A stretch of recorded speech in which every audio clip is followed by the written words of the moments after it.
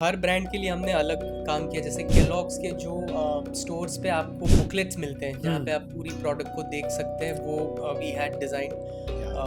Elon का तो हमने पूरा digital wing with a pan India campaign हमने लॉन्च किया। क्या बात फिर इंडिया बुल्स के लिए भी वो मैनेजिंग देयर डिजिटल। पर वोडाफोन वाला केस इसलिए इंटरेस्टिंग है क्योंकि वो अभी भी हमारे थोड़े बोरीवली फ्लैट वाले डेज ही थे। अक्सर ज्यादातर लोग एडवर्टाइजिंग, ब्रांडिंग और मार्केटिंग ये तीनों टर्म को मिक्स कर देते हैं। जो कैंपेन्स में सिर्फ क्लैरिटी होती है, वाई का आंसर होता है, वो एड्स बहुत इंफॉर्मेटिव होती है बट बोरिंग होती है। जो एड्स में सिर्फ क्रिएटिविटी होती है या हाउ पे फोकस किया जाता है, वो एड्स बहुत एंटरटेनिंग होती है। Good campaigns marry clarity with creativity और वाई एंड हाउ। कि मेरा काम है आपको ये क्रिएट करके देना, मेरा काम ये नहीं है कि आपको सेल्स लाके देना। लेकिन मेरे हिसाब से सही मार्केटर वही है कि जो वो भी रिस्पॉन्सिबिलिटी ले सके कि मैं आपका सेल्स पार्टनर हूँ। So actually डेविड ओगिलवी ने भी यही कहा है that his quote is that I consider advertising to be a part of the production cost, not a selling cost. How can anyone sell their product with the emotion? So मुझे ऐसा लगता है ना, चार चीजें आप बेच सकते हैं। आप स्टोरी बेच सकते हैं, आप इमोशन या फीलिंग बेच सकते हैं, आप कोई भी ड्रीम बेच सकते हैं, या आप कोई एक्सपीरियंस बेच सकते हैं। ये चैटरपिलर जो व्हाट्सएप बिजनेसेस के लिए आपने टूल बनाया है, प्लेटफॉर्म बनाया है, वो बिजनेसेस को हेल्प कैसे करता है? जो ये बिल्ड कर रहे हैं वो एक ऐसा इंफ्रास्ट्रक्चर बिल्ड कर रहे हैं विद इन व्हाट्सएप कि जहाँ पे WhatsApp becomes your business app. कि आपकी बिजनेस की जितनी भी नीड्स है, कि आपको कम्युनिकेशन की नीड है तो देयर इज अ चैटबॉट, आपको प्रोडक्ट्स दिखानी है there is catalogue, you can accept payments, you can have analysis, you can do a lot with it. जिसको अपनी खुद की बड़ी ब्रांड बनाना है, बड़ा बिजनेस बनाना है, तो उसको सबसे पहले क्या क्या चीज़ों की केयर करनी चाहिए, क्या क्या ऐसे चेक पॉइंट है कि वो उसको पहले चेक ही करने चाहिए। एडवर्टाइजिंग किसी भी बिजनेस के लिए एक बहुत बड़ा पार्ट होता है, और इस इंडस्ट्री यानी कि एडवर्टाइजिंग इंडस्ट्री इतनी ज्यादा क्रिएटिव है और इतनी ज्यादा अपॉर्चुनिटीज है कि जिसके बारे में आम लोगों को पता ही नहीं है। और यही इंटेंशन है आज के हमारे इस पॉडकास्ट का। आज के हमारे इस पॉडकास्ट के गेस्ट हैं मिस्टर हेतांश देसाई, की जो अपनी एडवर्टाइजिंग एजेंसी वाइटल 20 कम्युनिकेशन के फाउंडर एंड सीईओ हैं, और इसके अलावा भी 2 बिजनेस चलाते हैं। इस पॉडकास्ट से हर एंटरप्रेन्योर को पता चलेगा कि क्यों उनके बिजनेस के लिए एडवर्टाइजिंग जरूरी है। वोडाफोन, केलॉग्स, एलएनजी जैसे बहुत सारी कंपनी ने क्यों वाइटल 20 कम्युनिकेशन को चुना फॉर द एडवर्टाइजिंग, एंड आप अपने बिजनेस को एडवर्टाइजिंग के जरिए किस तरह से स्केल अप कर सकते हैं। बहुत कुछ है इस पॉडकास्ट में, आप देखते रहिए स्किल जोगी शो, क्योंकि ये स्किल का मामला है।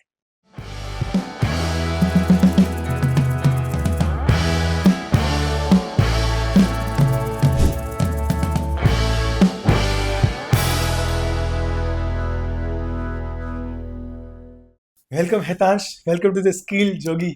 Thank you so much. So, what's up in the life? Like, how is life going? How is business going right now?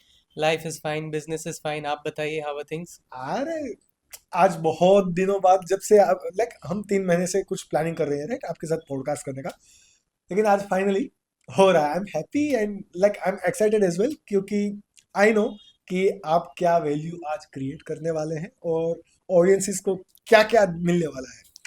Thank you so much. Just excited about the podcast, and you say like That's all how good. was your journey? Yeah. So I think first of all, thank you so much for having me here, and equally excited कि इस podcast में मैं participate करूँ and audiences के लिए कुछ अच्छा हम value यहाँ पे create कर सकें। डेफिनेटली हितेश, आज का जो हमारा इंटेंशन है वो जितने भी एसएमई, एमएसएमई या फिर जितने भी बिजनेसेस है, या चाहे वो कॉरपोरेट हो या फिर अभी जस्ट स्टार्टअप करने वाले हैं, तो उनके लिए मार्केटिंग, ब्रांडिंग, एडवर्टाइजिंग रिगार्डिंग उनकी जो जो जो कुछ भी क्वेश्चंस है, Right. जितने भी मार्केट में अभी मिथ है, हम सब कुछ समझने वाले हैं। लेकिन जैसे कि आप जिस बिजनेस में अभी हैं, तो जब मैं आपके बारे में रिसर्च कर रहा था, तब आपका आपका भावनगर से भी कनेक्शन है, राजकोट से भी कनेक्शन है, बॉम्बे में स्टडी भी किया, 10th तक साइंस, उसके बाद कॉमर्स, इसके बाद आप MS in entrepreneurship right from the Babson University. I know कि इतनी सारी अलग अलग जर्नी या फिर इतनी सारी अलग अलग जगह पर कोई भी इंसान जाता है तब उसके लाइफ में बहुत सारे रोलर कोस्टर जर्नी होती है, बहुत सारे अप्स एंड डाउन्स होते हैं, राइट? फिर ये सब कुछ करने के बाद एडवर्टाइजिंग फील्ड में क्यों आए, किस याद हुआ? So I think मैं आपको थोड़ा सा let me tell you a little about the childhood. So या like you said, I was born in Bhavnagar, brought up in Rajkot. I think wherever I am professionally, I think जो मेरी school है उसका बहुत ज़्यादा इसमें role है. कौन सी स्कूल थी? So this was SN Kansagra in Rajkot. Rajkot, या Yeah. So so obviously वहाँ पे एक academics पे तो focus था ही, but साथ ही में they always encouraged us to play sports, to participate in co-curricular activities, recitation competitions, Galaxy Bazaar, all of that.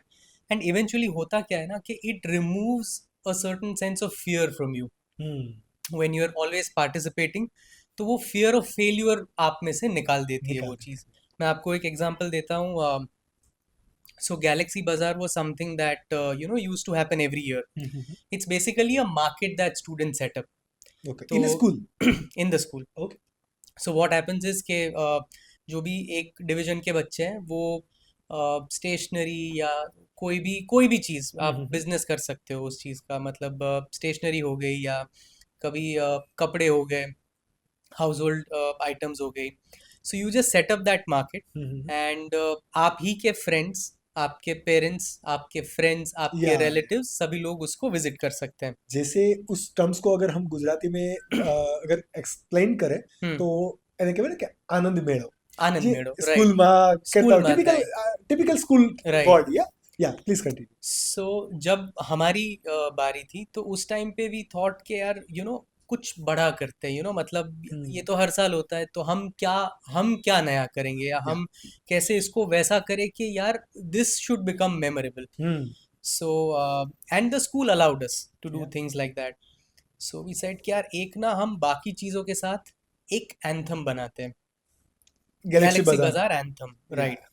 सो मेरे एक अंकल हैं, वो he composes jingles and all of that. तो मैं उनके पास गया तो मैंने बोला यार एक आपको हमारे लिए एक एंथम बनाना है, फ्री ऑफ कॉस्ट बनाना है. सो नेगोशिएशन तभी से हाँ, शुरू. तभी से so he was also very sweet. He made बहुत ही एक इनोसेंट सा के नन्हे बच्चे प्यारे, ऑल ऑफ दैट. ही हाँ. डिड मन के सच्चे एंड गैलेक्सी बाजार blah blah blah, very very innocent version. फिर हमने प्रिंसिपल को बोला कि सर हमको ये मॉर्निंग असेंबली में we want to play it out, क्योंकि 1000 बच्चे हैं तो we want to do something कि इस बार का टर्न आउट तो सबसे बढ़िया रहे. So again they allowed us. So one fine morning before the Galaxy Bazaar, we went on the stage. I was there. The principal was there. The ma'am was just behind us, and हमने उनको दी pen drive या कि अब आप बजाइए ताकि सबको awareness आए.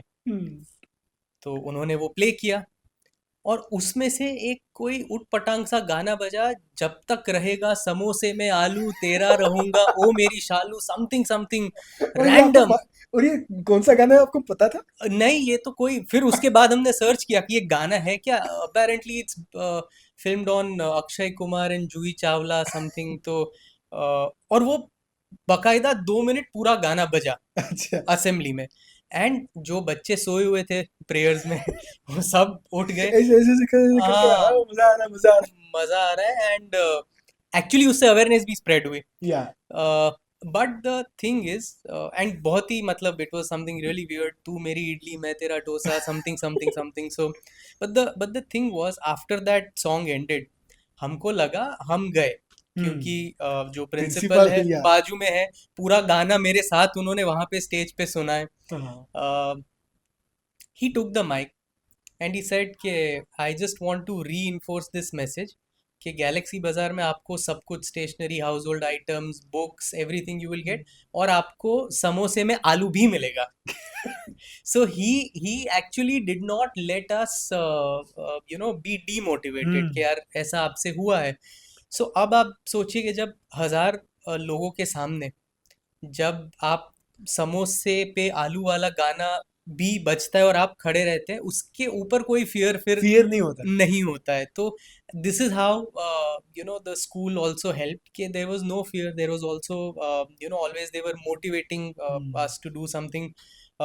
Out of out of the turn, कि ऐसा नहीं है कि आपने कन्वेंशनल पाथ ही लिया. हम्म. So then I did science till 9th and 10th.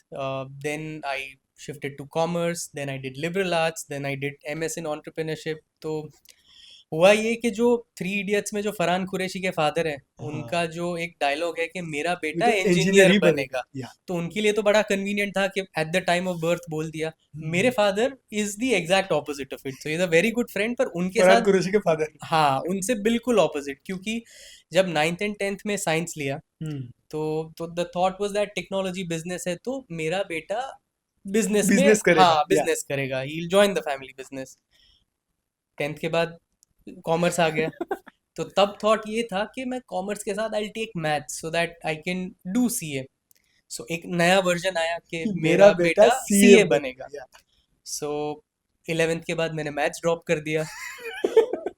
फिर मैं गया liberal arts, which was like a 4 year course, and I found a new love in economics. और मतलब I am meant for economics, and अब I want to go to LSE after that, London School of Economics. तो अब एक नया version आया कि मेरा बेटा LSE जाएगा, जैसे बाजू में ही हो, कि मतलब सबको इनवाइट मतलब मिल जाता है टाइप का. फिर वो भी नहीं किया. Then I did MS in entrepreneurship. तो जब मैं US में था, तो उस टाइम पे भी there was this smart mirror project that I was suppose to work on. So there was this new version कि मेरा बेटा स्मार्ट मिरर प्रोजेक्ट करेगा, हम चाइना से गुड्स लेंगे, all of that. So then that also didn't happen. So I think in the end he was like, मेरा बेटा कुछ कर ले, I think that would be enough. So but no, I think it's been a very interesting educational journey, I would say. Like, what was the role of education in your current life or current business structure? Yeah. See, I feel nothing is random in life. तो I think कहीं ना कहीं आपके जितने भी experiences होते हैं, आपके जितने भी आप लोगों से मिलते हो, कहीं ना कहीं आपको वो आई वुडेंट से सिर्फ प्रोफेशनली हेल्प करता है, पर आपकी एक ओवरऑल पर्सनालिटी बिल्ड करता है, लाइफ में कहीं ना कहीं आपको काम आ जाता है. जैसे I did 14 day train journey on Jagriti Yatra. Okay. So that's where you live on a train. मतलब आपको और 14 दिनों तक ट्रेन में ही रहना है. और वो स्लीपर क्लास ट्रेन है, तो ये नहीं है कि उसमें कोई कंफर्ट है. और वो होता है 24th of December to 8th of Jan, मतलब पीक विंटर. पीक विंटर में आपको वो ट्रेन पे जाना है. एक कंपार्टमेंट में 6 लोग होंगे. आप सिर्फ 3 या 4 बार नहा पाएंगे वो 14 दिनों में, क्योंकि ऑब्वियसली बहुत ठंड है. And you travel around the country to study different entrepreneurship, social entrepreneurship models. So जिसमें दिल्ली में गूंज भी आ गया, and all of that. So अब वहाँ की जो एक्सपीरियंस जो था, सो वहाँ से आपके कुछ दोस्त भी हैं जो आपके साथ लाइफ लॉन्ग जुड़ गए, जिनके साथ आपने काम भी किया. कुछ वैसे लर्निंग्स भी मिले जो आप में एक छोटा सा चेंज किया, but then that was forever. You know, it kind of taught you कि यार कोई कितनी भी डिफिकल्टी हो यार, अगर ट्रेन में 14 दिन रह सकते हैं, तो यार कुछ भी कर सकते हैं. ये जागृति, मैं आपको सॉरी इंटरप्ट कर रहा हूँ, ये जागृति यात्रा होती क्या है, और ये कॉलेज का कोई प्रोजेक्ट होता है या फिर क्या होता क्या है? ये कॉलेज का प्रोजेक्ट नहीं है. सो ये कैसा होता है that there is this private train that runs. So it starts from Mumbai.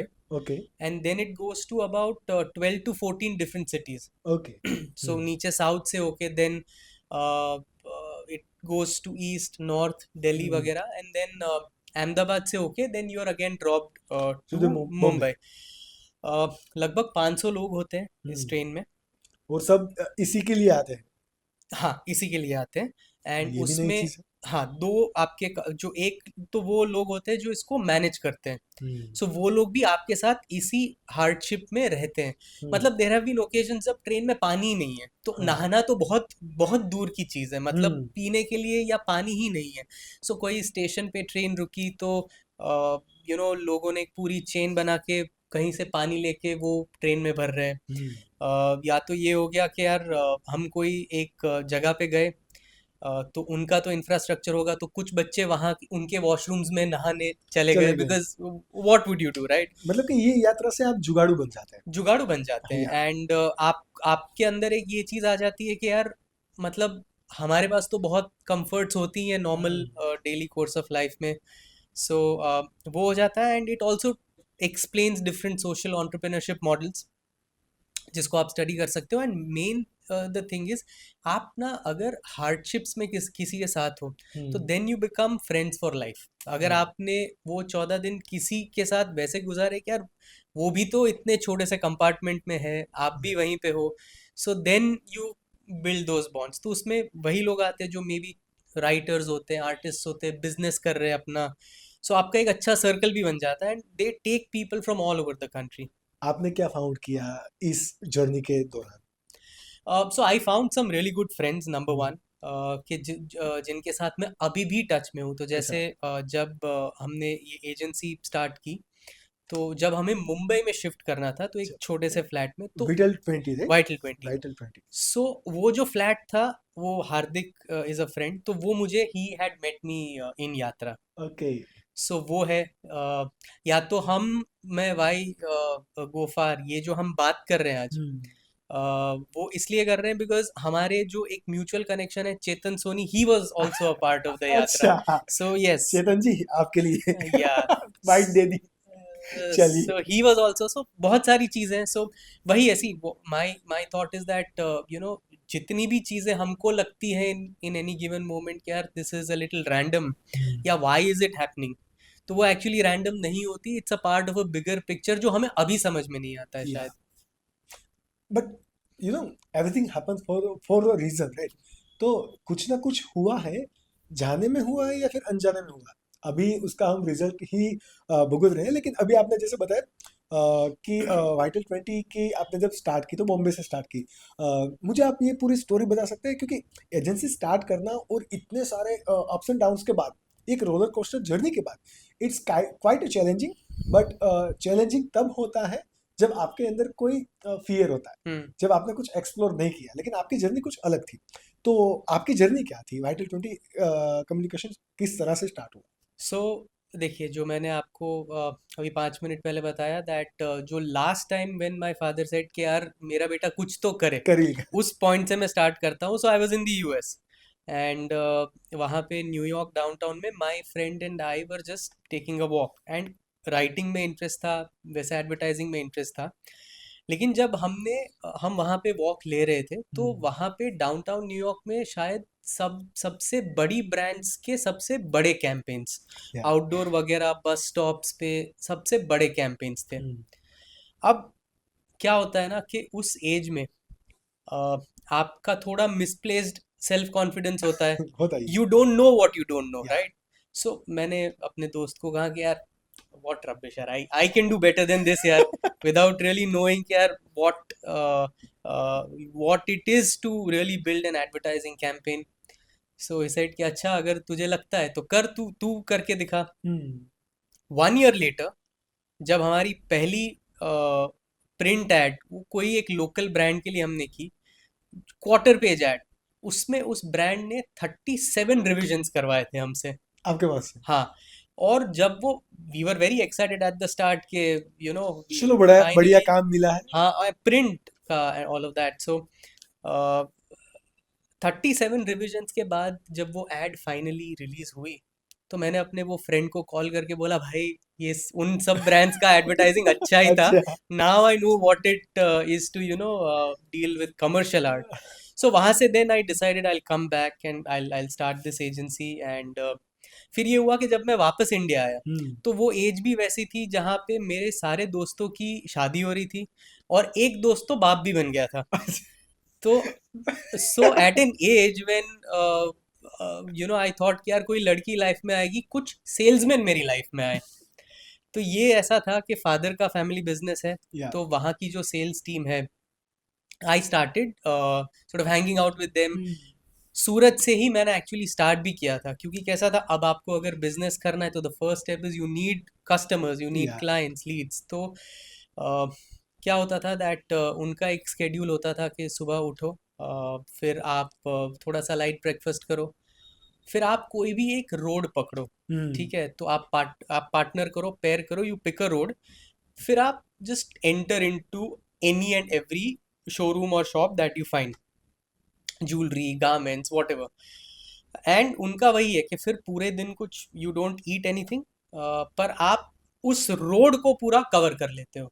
Yeah. So then you are trying to get an entry, कई जगह पे नहीं मिलती है, कई जगह पे मिलती है, कई जगह पे आपको बिठा के रखते हैं, फिर आप समझाते हो पूरा, फिर अगर कहीं पे इंटरेस्ट है तो they will talk further with you, कहीं वैसा। से गालियां भी सुनने को मिलती है। गालियाँ भी सुनने को क्या? मिलती है, सब होता है, correct. So it's like feet on street sales. या तो but if I wanted to start an agency, the first step was that you needed business. Family तो बिजनेस होने के बावजूद भी आपने ये सारी प्रोसेस की। हाँ, क्यों वो उसलिए था, because one is I, so the family business is still doing fine, या but I just felt that my calling was something else, and if my calling was something else, then I should pursue that.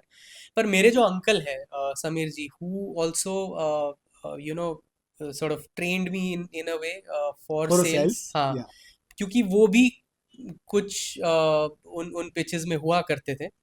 सो एक actually मैंने उनसे, और ये सब लोग बहुत ही दिग्गज salesman, so my learning ground was from really strong sales team. एक उनके साथ ऐसा हुआ था दैट वो और उनके एसोसिएट कोई तो पंजाब में कोई जूलर के पास गए थे, और मेरे अंकल जो है वो बहुत ही एक is a very simple man, like he, अगर कहीं बाहर खाने भी जाएंगे तो वो पूरा मेन्यू 5 मिनट पढ़ के एक प्लेन डोसा मंगाएंगे। सो ही इज नॉट एक very experimentative, simple guy, he will go to bed at 9, all of that. So अब एक जूलर उनको मिला जिन्होंने बोला भाई मुझे डेमो चाहिए रात को 10 बजे। तो ठीक है चलो, आपको 10 बजे डेमो देंगे। तो वो और उनके कलीग जो थे वो गए। शोरूम तो ऑब्वियसली बंद हो चुका था, थोड़ा एक छोटा सा बेसमेंट था, तो वहाँ पे वो गए। डेमो चला रात को 3 बजे तक। अब 3 बजे, एंड वो जूलर भी थोड़ा, he was also little rough, कि मतलब शर्ट के बटन्स खुले हुए, चेन वेन, अंगूठियाँ पहनी हुई है, सो यू नो के यार ये सिंपल केस नहीं है। रात को 3 बजे, एकदम सुनसान सड़क है, और ये एक छोटे से बेसमेंट में है। अब चल रहा है नेगोशिएशन, ठीक है। तो पूरा एनवायरनमेंट ये जूलर ने बनाया है वैसा कि मुझे तो चाहिए डिस्काउंट, करेक्ट। एंड कोई नॉर्मल इंसान होता तो शायद 3 बजे तक थक हार के दे भी देता। दे भी देता, हाँ। तो इन्होंने थोड़ा थोड़ा दिया, पर प्राइस को पकड़ के रखा। फिर 15-20 मिनट के बाद the jeweller opens the drawer, उसमें से निकालता है एक गन और रखता है टेबल पे, और बोलता है समीर भाई life is very precious, life बहुत प्रेशियस है। डिस्काउंट लेने के लिए गन डिस्काउंट निकाल लेने के लिए गन निकाल के बस रख दी कि भाई hmm. This is a gesture. So हमारे समीर भाई भी कम नहीं है, उन्होंने भी उनकी आंखों में देखा और बोला कि यार चाहे तो गोली मार दो, पर प्राइस तो मेरी यही रहेगी। सो ये एक पार्ट ऑफ द नेगोशिएशन। हाँ, part of the negotiation, and this is the sort of the background that these people had, they were very good at sales, and that's where I learned sales, and I think it still happens to be my first love। पर वहाँ से हमको clients मिले, वो जो पूरी activity की अलग अलग जगहों पे जाके वहाँ से क्लाइंट्स मिले। लेकिन अब था ये कि टीम नहीं थी, अब क्लाइंट्स थे पर टीम नहीं थी। तो एक मेरा फ्रेंड है Harpal, he runs a design studio, तो वो डिज़ाइनिंग में तो हेल्प कर देता, पर then it was a one man agency because I was developing business, I was doing client servicing, writing, digital and anything else that everything at the same time. at the same time। पर अब client को तो ये बोल नहीं सकते हैं, हाँ। तो अगर हमने बिजनेस क्लोज किया है तो उसको बोलना तो यही है कि सर देखो आपका प्रोजेक्ट ना बहुत स्पेशल है हमारे लिए, तो हमारे पास आर्ट टीम, कॉपी टीम सब है, लेकिन आपके अकाउंट पे तो सर्विसिंग मैं ही मैं ही करूंगा। दूंगा। अब उसको वो भी खुश हो जाता कि अरे वाह, पर उसको क्या पता कोई और था ही नहीं। तो होता है काफी सारे ऐसे बिजनेसेस में यही होता है, जब आप फर्स्ट जनरेशन होते हैं स्पेसिफिक बिजनेस के लिए, राइट तब आप अकेले से स्टार्ट करते हैं, राइट, तब आप अपनी कंपनी में फर्स्ट एम्प्लॉय आप ही होते हैं। Correct correct. Yeah please continue. Then I felt कि यार we should go to Mumbai, because अगर हमें सबसे बड़ी ब्रांड्स के साथ काम करना है तो बॉम्बे ही जाना पड़ेगा। एग्जैक्टली। तो यहाँ पे वो जागृति यात्रा वाला फ्रेंड, उसका 2 BHK था बोरीवली में, हार्दिक। हार्दिक। या सो वहाँ पे 3 लोग थे, थोड़े अजीब से थे, कोई एक एक्टर बनना चाहता था, कोई एक अनएम्प्लॉयड था, हार्दिक खुद वहाँ पे था। तो वहाँ पे हमने फर्लंको से मंगाए रेंट पे 3 टेबल और 3 चेयर, क्योंकि there was suppose to be 2 more people and मी।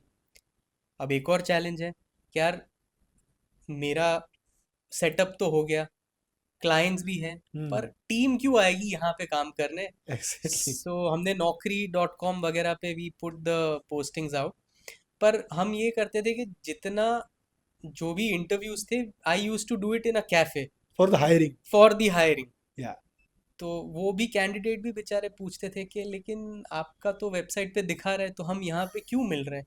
बोले, ऐसा नहीं है, I wanted this interview to be out of out office of office environment, area. मतलब ये आप इतना ऑफिस में तो क्या, क्योंकि मतलब वो क्रिएटिव फील्ड है ना। क्रिएटिव फील्ड है ना, तो आई वांटेड कि हम थोड़ा आउट ऑफ ऑफिस बात करें। एंड सिर्फ आपकी प्रोफाइल के लिए, अगेन, सो वो भी कि यार आपकी प्रोफाइल इतनी इंपॉर्टेंट है कि हमको आउट ऑफ ऑफिस ही बात करनी चाहिए। हम्म। सो वैसा करके इनिशियल कुछ वैसे टीम मेंबर्स मिले या। कि फिर जिनको हमने बताया भी कि यार देखो, ये है अभी हार्दिक का घर है, 2 BHK है, उसका लिविंग रूम में आप आओगे और हम काम करेंगे। या। पर देन वो हंगर भी थी कि अच्छी ब्रांड्स के साथ वहाँ पे काम करना है।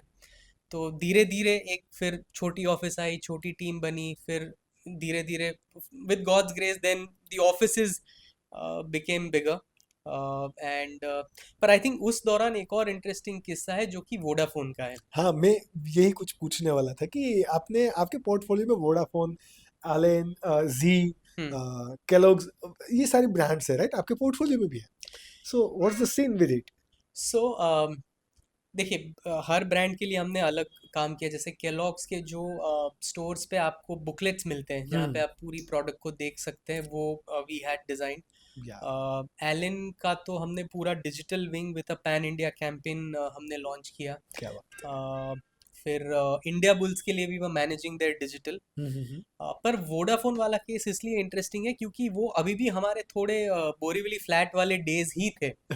तो हम कोई इनिशियल डेज में मिला हाँ हुआ सबसे बड़ा क्लाइंट। हाँ, so via I got to know that they were looking. So O&M, I think at least back then before their merger with Idea was their agency, and so मैं मिला एक वहाँ पे एक थोड़े ओल्ड से अंकल थे, एंड वेरी स्ट्रिक्ट कि यार मतलब he would not want to work with just anyone। पर वहाँ पे भी अब स्टाइल तो वही है कि सर अगर आपको 20th को चाहिए 19th को मिल जाएगा यार, कमिटमेंट तो रहेगा ही कमिटमेंट तो रहेगा रहेगा ही। हमारा। So all of that, and I knew कि हरपाल इज देयर, तो बैक एंड सपोर्ट है। अब वोडाफोन को करने थे कुछ फिल्म्स, हम्म।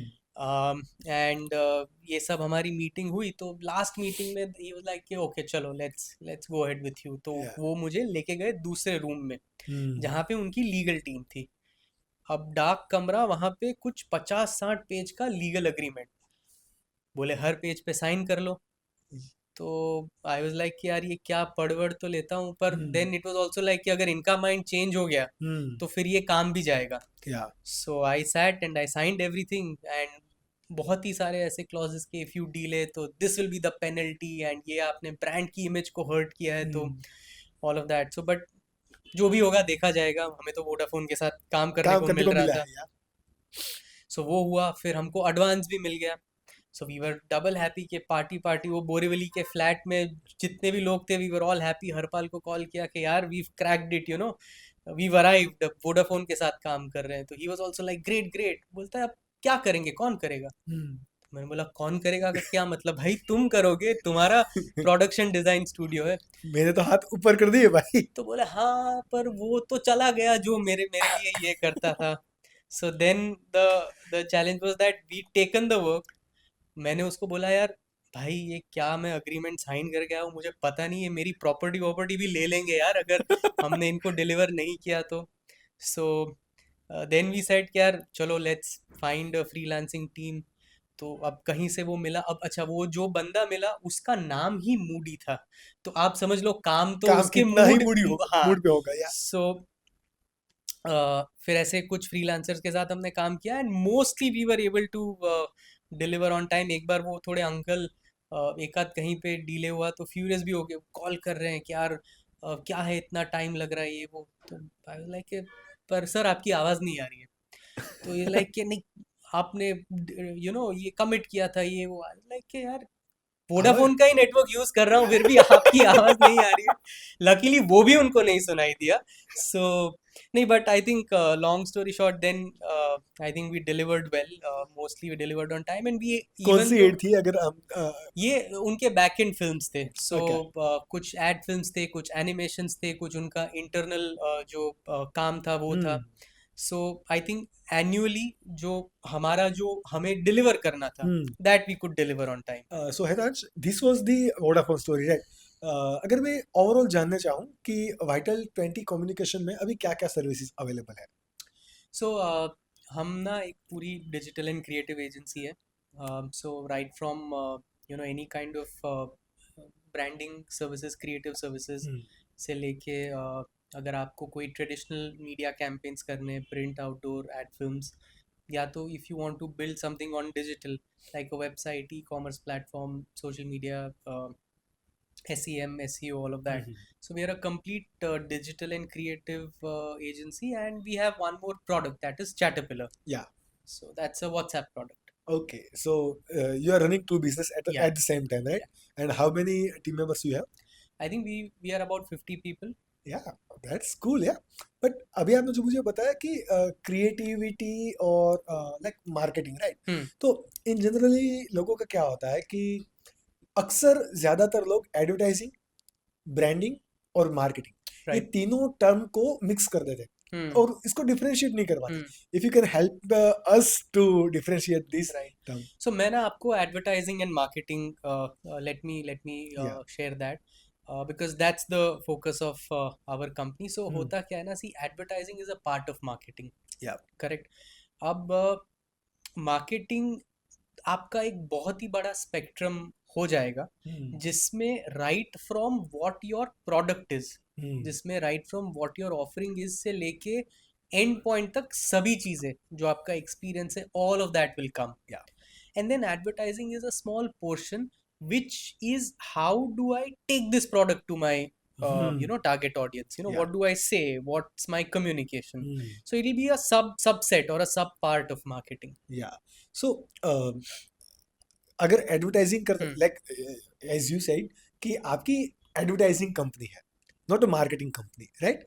सो मार्केटिंग में पर्टिकुलरली क्या क्या काम होता है, एडवर्टाइजिंग में क्या क्या करता है, इसको और भी हम अगर डिफरेंशिएट करना चाहें तो. सो कैसा है कि even though we want to be a pure advertising company, but I think वो थोड़ा difficult है, because कुछ clients हैं जिनको marketing services भी चाहिए होती है. I think let me begin with advertising first. Because it's simpler. मेरे लिए ना advertising is just 3 words. Clarity meets creativity. Okay. Clarity क्या है? It answers the question why. Why should I buy your product? What is the USP? What am I going to get? So that's the why. Creativity is the how. कि आप उसको, उस why को मुझे कैसे बताएंगे कि आप मुझे engage कर सके. Okay. तो जो campaigns में सिर्फ clarity होती है, why का आंसर होता है, वो ads बहुत informative होती है but boring होती है.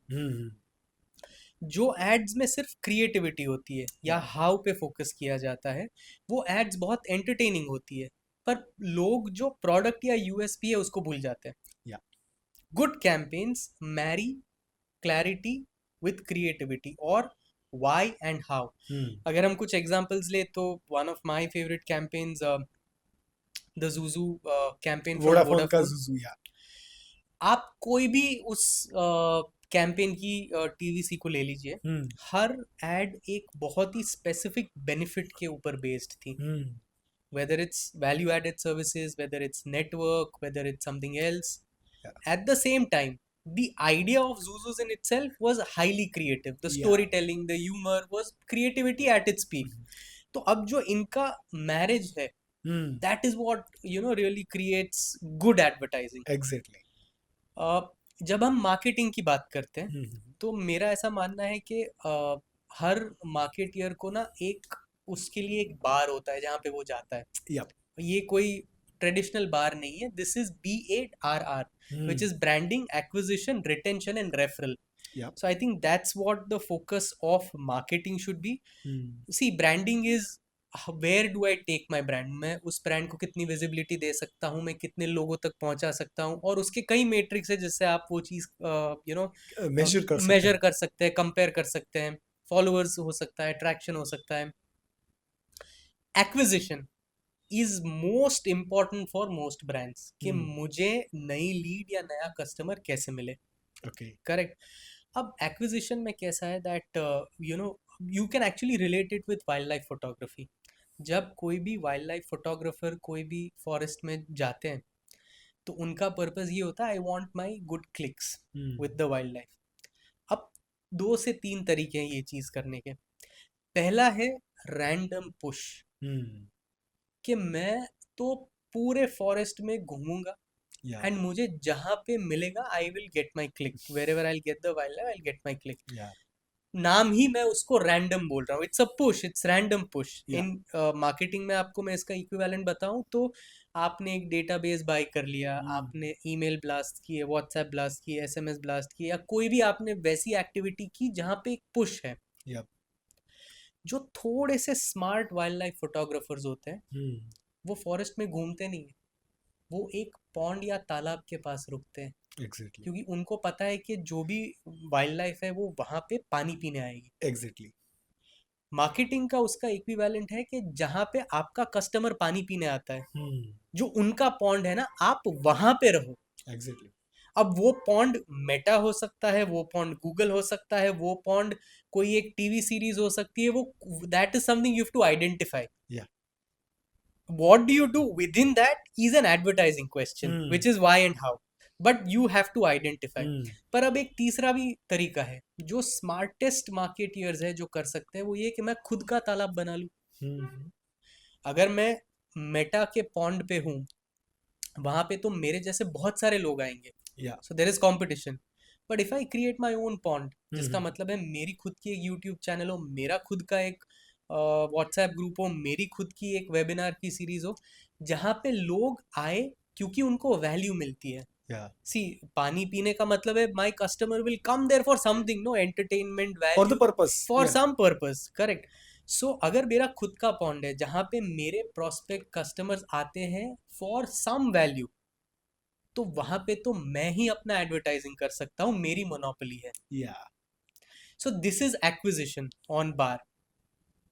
कई जगहों पे ऐसा हो जाता है कि मार्केटिंग एफर्ट जो है वो यहाँ पे खत्म हो जाती है, पर this is just half the battle won, because retention is also a marketing function और attempting to retain is a marketing function. लेकिन ये ज्यादातर मार्केटर्स करते नहीं है ना. नहीं करते हैं. वही पे तो ज्यादातर मिस्टेक वही करते हैं लोग, कि लोग काम करने के लिए करके देते हैं, लेकिन जब रिटेंशन की बात आती है तब वहां वो पीछे चले जाते हैं. सो अगर ये हमारा कॉन्वर्जेशन कोई बिजनेस ओनर सुन रहे हैं, तो अपनी एजेंसी से अगर आपको काम निकलवाना है तो आप सिर्फ ब्रांडिंग और एक्विजिशन पे मत रुक जाइए, आपको रिटेंशन के भी ऊपर उनसे काम चाहिए, एंड रेफरल के ऊपर भी. Now see, retention will depend, हर बिजनेस का नेचर अलग है.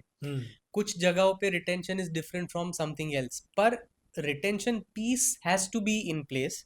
एंड जर्नी सही में खत्म होती है जब मेरा एग्जिस्टिंग कस्टमर मुझे एक रेफरल देता है.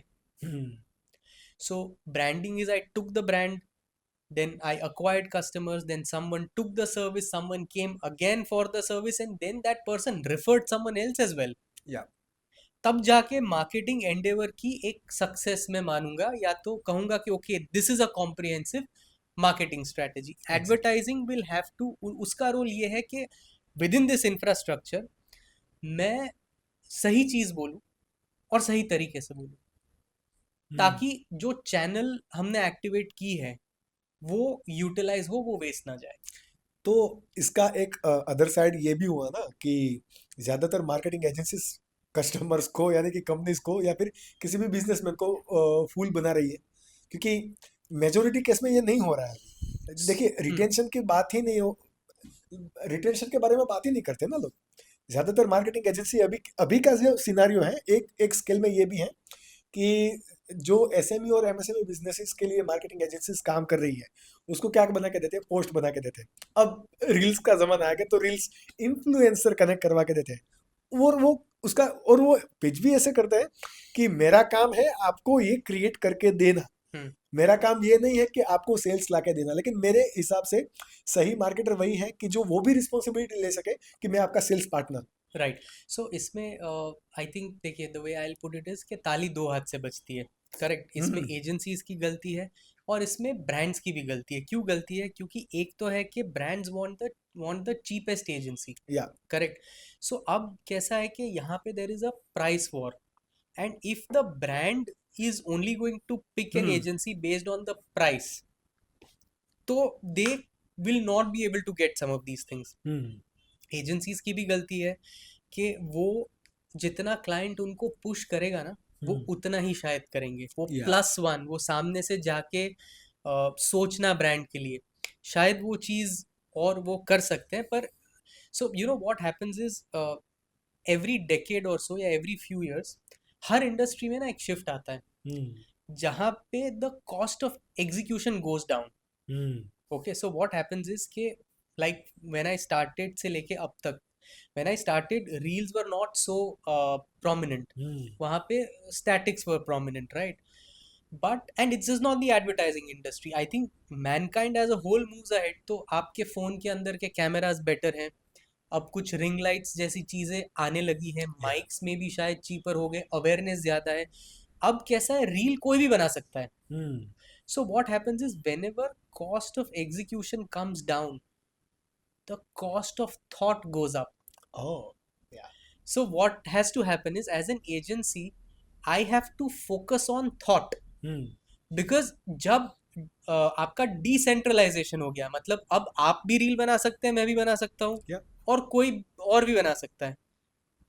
तो इंस्टाग्राम पे या कोई भी प्लेटफॉर्म पे अब जो रील पहले कम थी, तो the fact that it's a reel would gain traction क्योंकि यूनिक है। Format itself is unique. Correct. कि आपने पहले सिर्फ स्टैटिक्स देखे, अब रील देख ली तो यूनिक हो गया।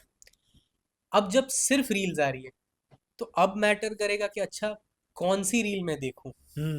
करेक्ट। सो वहां पे the cost of thought goes up. So agency should also focus on this, because and आज से 5 साल या 10 साल के बाद कोई और चीज का कॉस्ट ऑफ एग्जीक्यूशन कम हो जाएगा। जैसे Canva has come, I think Canva design the cost of execution has come down. Correct. So you constantly have to focus on what is to be created with this, and even a brand has to focus on कि ठीक है, मैं इनको execution के लिए शायद पे ना करूं, पर मुझे इनकी एक्सपर्टीज चाहिए स्ट्रैटेजी में, मुझे इनकी एक्सपर्टीज चाहिए थॉट में। So that's how may be the relationship can keep evolving. Let's just clear about the marketing and responsibilities, right? अगर कोई भी एंटरप्रेन्योर ये बिजनेस ये पॉडकास्ट सुन रहा है, तो अगर उसको अपनी खुद की कंपनी या अपनी वो शॉप भी हो सकती है, या वो खुद की फेस वैल्यू भी हो सकती है, राइट? ब्रांड कैसे बनाया जा सकता है, या फिर सही से स्केल अप करने के लिए मार्केटिंग स्ट्रेटेजी क्या होनी चाहिए? क्योंकि उसको आइडिया नहीं है, इसीलिए वो ज्यादातर मार्केटर्स के ऊपर डिपेंडेंट रहता है। तो उसको क्या क्या रिस्पॉन्सिबिलिटीज है, उनकी क्या क्या है? देखिए, सबसे पहले हर कोई जो कोई भी बिजनेस करता है, I think marketing has to start with a very simple question everyone should ask themselves.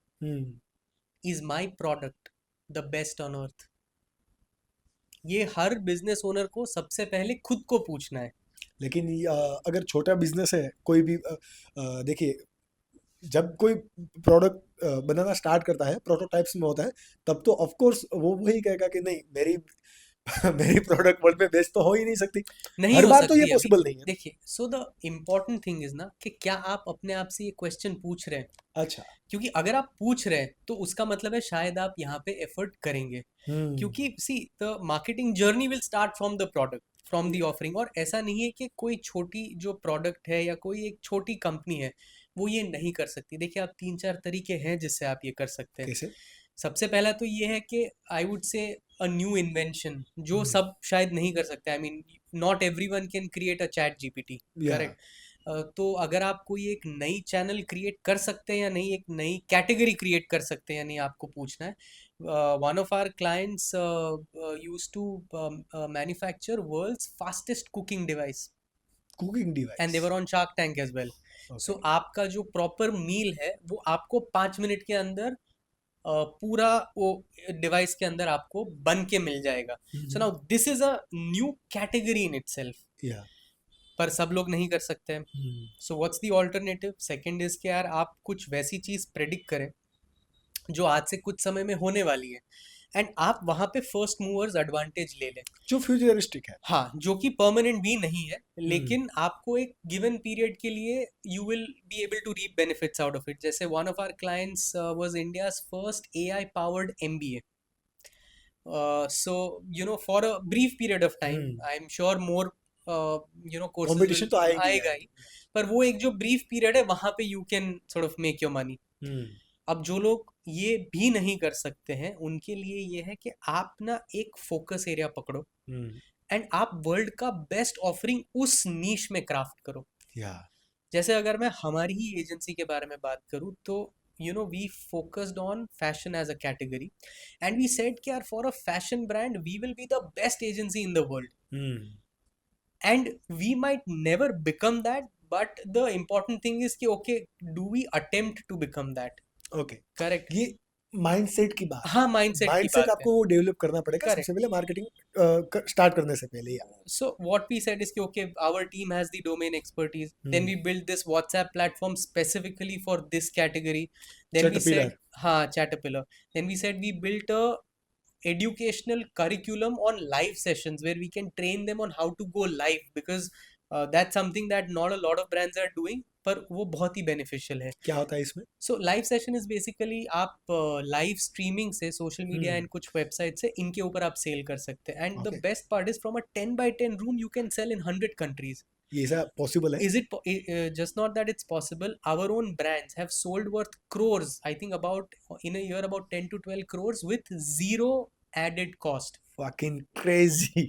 मतलब मैं ये भी नहीं बोल रहा हूँ कि आप कोई नया स्टॉक रखिए, वो अपना डेड स्टॉक बेचते हैं, वो Yeah. एग्जिस्टिंग स्टाफ से लाइव सेशन करवाते हैं, डेड स्टॉक भी निकल गया. डेड स्टॉक भी निकल गया, एंड एक नई चैनल ओपन अप हो गई ना, जो आज में भी आपकी सेल्स का एक छोटा हिस्सा है, पर आज से लेके 2030 तक वो बहुत बड़ा हिस्सा बन जाएगा. Yeah. In fact people can go look up amazon.in/live. They are live 24/7. Yeah. So क्या होता है कि ये this we know that this works in fashion, so we built a curriculum around it कि हम ट्रेन करेंगे आपको. हमने एक ऐप बनाया जो कि is like a Shopify for them, के वो अपना खुद का ऐप, XYZ कंपनी है तो XYZ का ऐप बन जाएगा फैशन के लिए? हाँ, फैशन के लिए, Okay. which will help them in retention. So you have the app, you have WhatsApp, you have live sessions, you have domain expertise. So you try and pick a focus area and say कि यार इसमें तो कोई भी agency आ जाए दुनिया की, हमारी एटलीस्ट अटेम्प्ट है, तो we will be able to capture a certain market there. Yeah. अगर आप कुछ भी नहीं कर सकते हो तो fourth is you play on pricing. Correct. और प्राइसिंग, व्हेन आई से you are selling the same thing, I am selling the same thing, but if you offer the same thing at a ridiculous price, then people have no option but to go for you, like what Jio did with their in Cheaper price, 2016. yeah. With their data and calling this thing, it's no comparison, so it's a ridiculous price. Correct. ये भी हुआ था कि सब यही लोग बोल रहे थे कि जैसे जियो आया तब एयरटेल, आइडिया, वोडाफोन, तब टाटा डोकोमो भी हुआ करता था, तो ये सबको घुटने पे लाके रख दिया. करेक्ट. एग्रेसिव मार्केटिंग स्ट्रेटेजी इसकी, सिर्फ मार्केटिंग ही नहीं, लेकिन उन्होंने जो सोच लेके आए थे वो सोच ही एग्रेसिव थी कि नहीं, अपन तो यही करेंगे और इसको कोई बीट नहीं कर पाएगा. करेक्ट. सो या मार्केटिंग वहां से हो सकती है. सो आप पहला तो ये सवाल पूछिए अपने आप को कि मैं क्या करूं जिससे I can become the best in the world. क्योंकि अगर आपने वो कुछ हद तक भी सॉल्व कर लिया ना, you will save on so much of your budget, क्योंकि फिर आपको अग्रेसिवली चीज़ों को बॉम्बार्ड करने की शायद ज़रूरत नहीं पड़ेगी. मैं आपको वही चीज़ एक बार भी बोलूँगा और आपका मैं अटेंशन कैच करके I will be able to probably sell it to you. I think the second thing that I think a lot of brands should do is consider advertising as a part of the product cost, not as a Hmm. selling cost. So actually David Ogilvy ने भी यही कहा है that his quote is that I consider advertising to be a part of the production cost, not a selling cost. Yeah, that is And so true. True, and इससे एक छोटा सा किस्सा भी है that there was once an advertiser, वो एक कोई छोटे से गांव में गए, बहुत बड़े इंडस्ट्रियलिस्ट थे वहाँ पे। तो वहाँ पे वो डिबेट कर रहे थे on the importance of advertising. Hmm. तो वो जनरेशन से आई हुई वो एक फैमिली बिजनेस था, तो not everyone was in favour of spending on advertising. तो वो उनका कॉन्वर्जेशन चल रहा था, तभी चर्च की बेल बजी, so the bell in the church went off. तो द एडवर्टाइजर सेड आपने सुना? तो बोले हाँ, चर्च। तो बोले देखो, जैसे जोमेटो आपको नोटिफिकेशन भेजता है ना कि सुबह पोहा खा लो ब्रेकफास्ट में, ये भगवान का, गॉड का नोटिफिकेशन है ना, that you come and pray. Yeah. So I think people in their business models have to start keeping advertising budgets, Hmm. कि आप अपने आप से पहले तो पूछो कि क्या मेरा प्रोडक्ट बेस्ट है, आप उसका बजट रखो। And third and the most important thing is कि आप अपना टीजी आइडेंटिफाई करो। What is teaching? You target Yeah. Audience. So आपका जो टारगेट ग्रुप है, you don't become everything to everyone. Hmm. इसके ऊपर भी एक किस्सा है, मैं आपको सुनाता हूँ। Please. So Eh, Piyush Pandey ने एक इंटरव्यू में ये चीज़ कही थी कि वो एक जब वो छोटे थे तो there was this recitation competition उनके स्कूल में, तो वो वहाँ पे पार्ट लेने गए थे। और उनके डैड ने एक बहुत ही एक अच्छी पोएट्री उनके लिए चूज़ की थी, बहुत ही, it was a very passionate poem that he was going to recite. And so there was this audience, and Meera Ka Vishpan was the very intense poem he was going to say, and he began Pyala Bara Hai Vish Ka Karal Ka Hala Halka, and he was in that full flow, and किसी को समझ में नहीं आई। सबने तालियां बहुत बजाई, उनको गोल्ड मेडल नहीं मिला। Hmm. तो ही बिकेम सैड, एंड वो अपने डैड के पास गए कि अरे you know I recited with so much enthusiasm. And तो बोले नो प्रॉब्लम, हमको अब पता चल गया है कि किसी को समझ नहीं आया, now we know our audience. Hmm. Correct. तो बोले नेक्स्ट ईयर हम गोल्ड जीतेंगे। क्या तो अगला साल आया, उनके डैड ने फिर से एक पोएट्री उनके लिए पिक की। इस बार भी पीयूष ने एकदम पैशनेटली बोली, and this time he one the gold medal. और क्या डिफरेंशिएट क्या हुआ था? वो पोएट्री थी, इधर भी गधे हैं उधर भी गधे हैं, जिधर देखो गधे ही गधे हैं, घोड़ों को मिलती घास नहीं देखो, गधे खा रहे हैं च्यवनप्राश देखो। So basically the thing is that you need to know आप किससे बात कर रहे हैं। मतलब कि टारगेट ऑडियंस आपको पता होनी चाहिए कि आपकी टारगेटेड ऑडियंस ये है और ये यहाँ पर ही है। 3 चीजें पता होनी चाहिए। या वो कहाँ पे है, वो क्या चाहते हैं, और वो कौन सी भाषा समझते हैं। या वो कहाँ पे है is the channel, the platform, कि आप कहाँ पे इन्वेस्ट करेंगे। वो क्या चाहते हैं इज द वाई, कि यार ये क्यों मेरी प्रोडक्ट लेगा या लेगी। एंड थर्ड इज कि आप उसकी भाषा में बोले, just I don't mean literally the language, पर जो उनको क्लिक करे। इट्स द हाउ, कि Yeah. आप क्रिएटिविटी, अब क्रिएटिविटी का भी एक, it's not tangible, so it's different for you and me, Yep. पर वो उनके लिए वो सही होनी चाहिए। क्या बात है। और एक चीज मैंने वो भी देखी थी कि इन जनरल एंटरप्रेन्योर वो होते हैं कि वो ज्यादातर मार्केटिंग एजेंसी के ऊपर ही डिपेंडेंट रहते हैं, राइट? तो यहाँ पर आप क्या क्या थॉट प्रोसेस है? देखिए, एज अ बिजनेस ओनर सबसे पहला मेरा काम ये है कि मुझे चीज़ें पता होनी चाहिए, क्योंकि मुझे अगर किसी से काम निकलवाना है तो मुझे पता होना चाहिए क्या हो सकता है और क्या नहीं हो सकता है। करेक्ट। क्योंकि अगर मुझे पता ही नहीं है, see I am not saying everyone has to be skilled और an expert in everything, but I need to know कि मैं यहाँ तक इनको पुश कर सकता हूँ, और ये कोई नहीं कर सकता है। देखिए, दोनों इसके पहलू हैं। कई बार लोग हमसे ऐसा भी कहते हैं कि यार you know I want 1 lakh followers in 1 month. तो हम उनको बोलते हैं कि देखो सर, ये टॉप 10 एजेंसीज हैं दुनिया की, आप इनके पास जाइए, आप इनको पूछिए अगर ये कर पाएंगे तो, because it's not possible. Correct. या we want so and so in sales. So agency को भी पता होता है कि कब क्लाइंट मुझे जेन्युइनली पुश कर रहा है, या क्या उनकी जो रिक्वायरमेंट है वो हो सकती है एंड वो सही है। In fact actually every agency deep down has respect for clients, who come with certain background and understanding कि हाँ ये ये बोल रहा है ना, ये गलत नहीं है, ये हमको करना चाहिए. सो उनके लिए हमेशा एक रिस्पेक्ट होती है, और आप चाहते हो कि आप वो डिलीवर करो. जहाँ पे एक्सपेक्टेशंस की मिसमैच इतनी हो जाती है कि शायद आपको एडुकेट करना पड़े.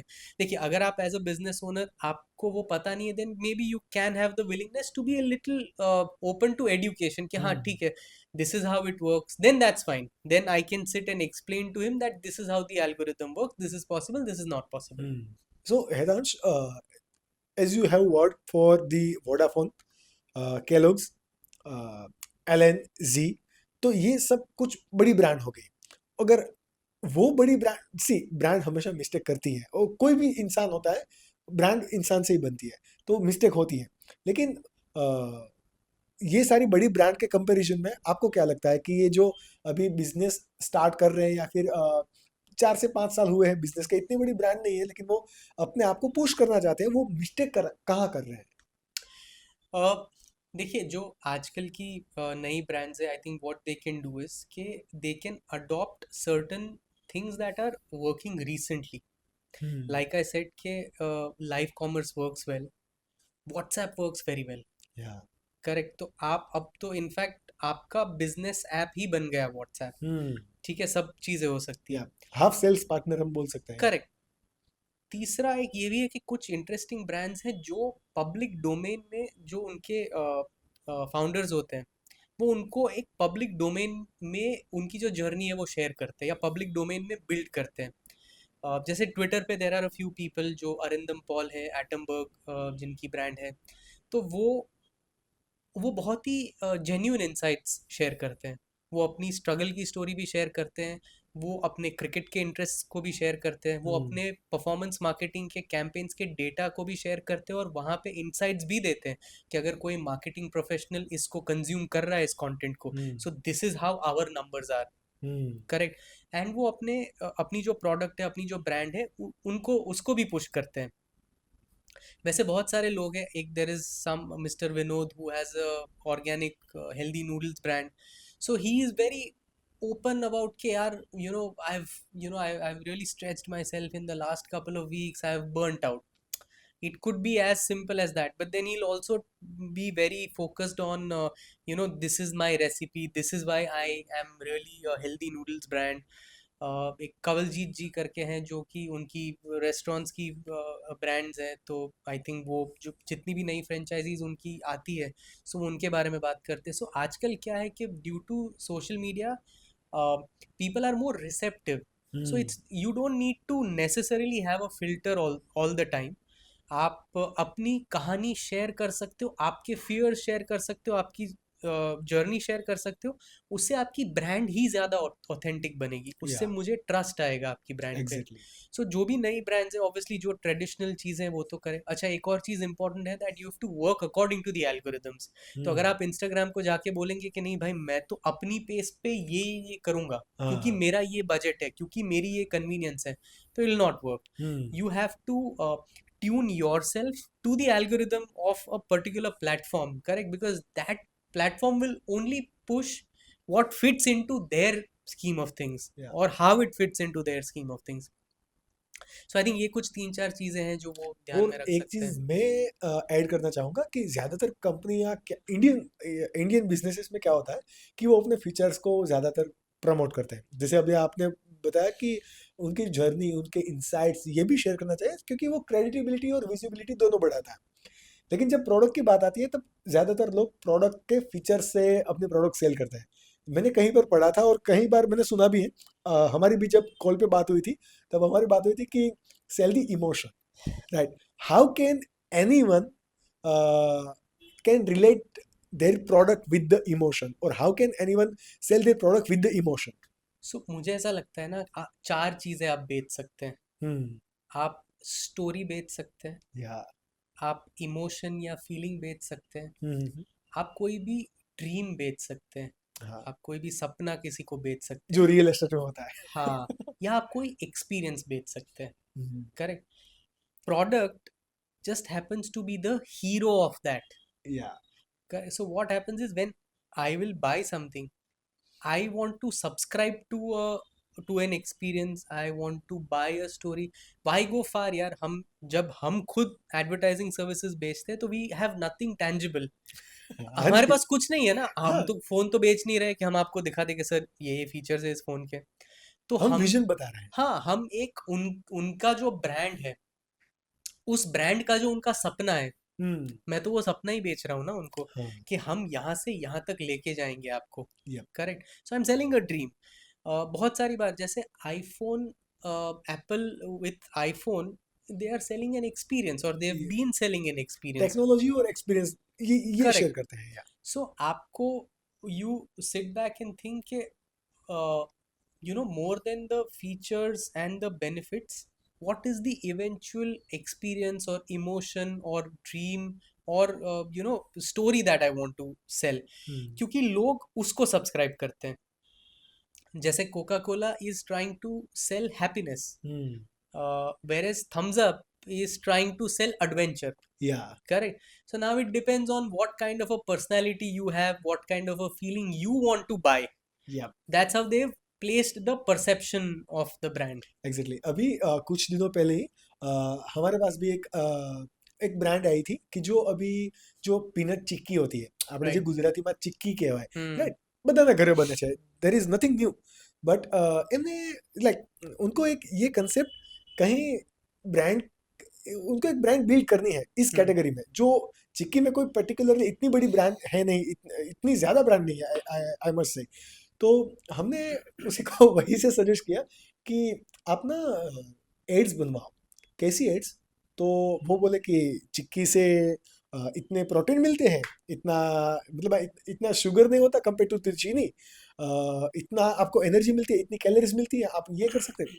मैंने जस्ट उसको बोला कि आप ना कैडबरी को देखो, हाँ, बिल्कुल. वो खुशियां बेचते हैं कि भाई अगेन पीयूष कोई भी, पांडे. या कुछ भी देखो आप, हर जगह खुशियां आती. तो हमने उसको सजेस्ट किया, यार आप देखो ना कि आपकी ये का जो चिक्की है कहाँ कहाँ खाई जा सकती है. मैगी ने भी वही किया है कि बिल्कुल. मैगी ने वही एग्जैक्टली वही बताया कि मैगी आप कहाँ खा सकते हैं. 2 मिनट्स में Correct. कभी नूडल तो बनते ही नहीं. मतलब जिसने वो लिखा है वो खुद भी जानता है कि यार 2 मिनट में तो मैं खुद नहीं बना पाऊंगा. इसीलिए इसीलिए अक्सर आपने भी मुझे बताया था कि branding and marketing is all about the psychology. इसीलिए दोस्तों क्रिएटिव लोगों की जरूरत होती है इस फील्ड में अपने प्रोडक्ट को कहीं पे ले जाने के लिए. बट या बाय नेक्स्ट क्वेश्चन इज कि अगर कोई ब्रांड है, उसको ऑथेंटिफिकेशन बिल्ड करना है, क्रेडिटिबिलिटी बिल्ड करनी है, तो वो किस तरह से कर सकते हैं? Through the advertising. So see again, if you want credibility, hmm. बहुत सारे तरीके हो सकते हैं उसके. अब डिपेंड करता है आप कौन से कर्व पे हो. जैसे again if I talk about some of these bigger brands, तो अगर आप सेलिब्रिटी एंडोर्समेंट्स कर रहे हैं, करेक्ट, तो अगर आपको इमेज करेक्शन करनी है तो आप अमिताभ बच्चन को लेके आइए, तो वो एक आपकी क्रेडिबिलिटी, जो उनकी क्रेडिबिलिटी है वो अब आपकी ब्रांड को लेंड होगी. Correct. So some of the topmost brands of the country or of the world will opt for this route. जो छोटी ब्रांड्स हैं, जो शायद वो नहीं कर सकती है, बहुत सारे तरीके हैं. एक तो ये भी है कि आप जो आपका जो पॉइंट ऑफ कनेक्शन है कस्टमर के साथ, उसको भी आप ऑथेंटिक रखने से पूरी जर्नी स्टार्ट कर सकते हैं. या डेफिनेटली. जैसे जब आपका शोरूम में जो आपका स्टाफ है, वो कैसे इंटरैक्ट करता है, आपकी रिटर्न पॉलिसीज क्या है. So see all of this is a part of marketing. So you can start being authentic from there. देखिए कैसा है ना, एडवर्टाइजिंग में आई फील के you cannot lie, or if you lie you will not be able to last for long. तो यहाँ पे ना हम एक मैनेजेबल, हम एक सच लेते हैं जो कि आपका सच है, उसको मैं क्या फ्लाइट दे सकता हूँ, वो एडवर्टाइजिंग का काम है. कि वो मैं I can't base it on a lie, it has to be a truth, but I'll give it a flight. Correct. So if your base is authentic, then your flights also will be authentic. Correct. So when your team interacts with someone on the counter, या तो जैसे मैंने कहा कुछ founders हैं जो Twitter पे they are very open, कि आप अगर उनको क्रिटिसाइज करते हो तो वो लेते हैं वो क्रिटिसिज्म एंड वो देखते हैं कि यार मैं प्रोडक्ट को चेंज कैसे करूँ, they will acknowledge, see the good founders will always see कि आप अप्रिशिएट करो पर मुझे मेरी खामियां बताओ. या That's base. Now if your base is authentic, so your environment that you will create will be one that will be authentic, and eventually I think see when it comes to pure advertising, तो शायद ऐसा कोई math या कोई तरीका नहीं है कि मैं ये करूँगा तो क्रेडिबिलिटी क्रेडिट हो जाए. बढ़ेगी. या वो आपके एनवायरनमेंट में होना चाहिए तो या फिर वो रिफ्लेक्ट करेगा. लाइक अभी हमारी जिस तरह से इस पॉडकास्ट में भी बात हुई regarding the chatter pillar, right, कि ये चैटर पिलर जो व्हाट्सएप बिजनेसेस के लिए आपने टूल बनाया है, प्लेटफॉर्म बनाया है, वो बिजनेसेस को हेल्प कैसे करता है? सो मैं जितने भी हमारे व्यूअर्स हैं आई थिंक उनको कहूँगा कि आप ना चेन्नई मेट्रो रेल को व्हाट्सएप पे सिर्फ हाई लिख के भेजिए. Okay, so what happens is they have created their entire ticketing system on WhatsApp. Oh. So what they do is कि अगर आप उनको बस एक हाई या हेलो गुड मॉर्निंग कुछ भी भेजेंगे तो वो आपको सामने एक उनका चैटबॉट एक मैसेज भेजेगा. आप वहाँ से within the WhatsApp infrastructure आप you can pick your to and fro, जो भी आपका स्टेशन है आपको कहाँ से कहाँ से जाना कहाँ है, जाना है? आप विद इन व्हाट्सएप इंफ्रास्ट्रक्चर आप पिक कर सकते हैं, आप कंफर्म कर सकते हैं, आप पेमेंट वहीं से कर सकते हैं, आप कोई थर्ड पार्टी ऐप से कर सकते हैं और आपको टिकट भी वहीं मिल जाएगी. हाँ.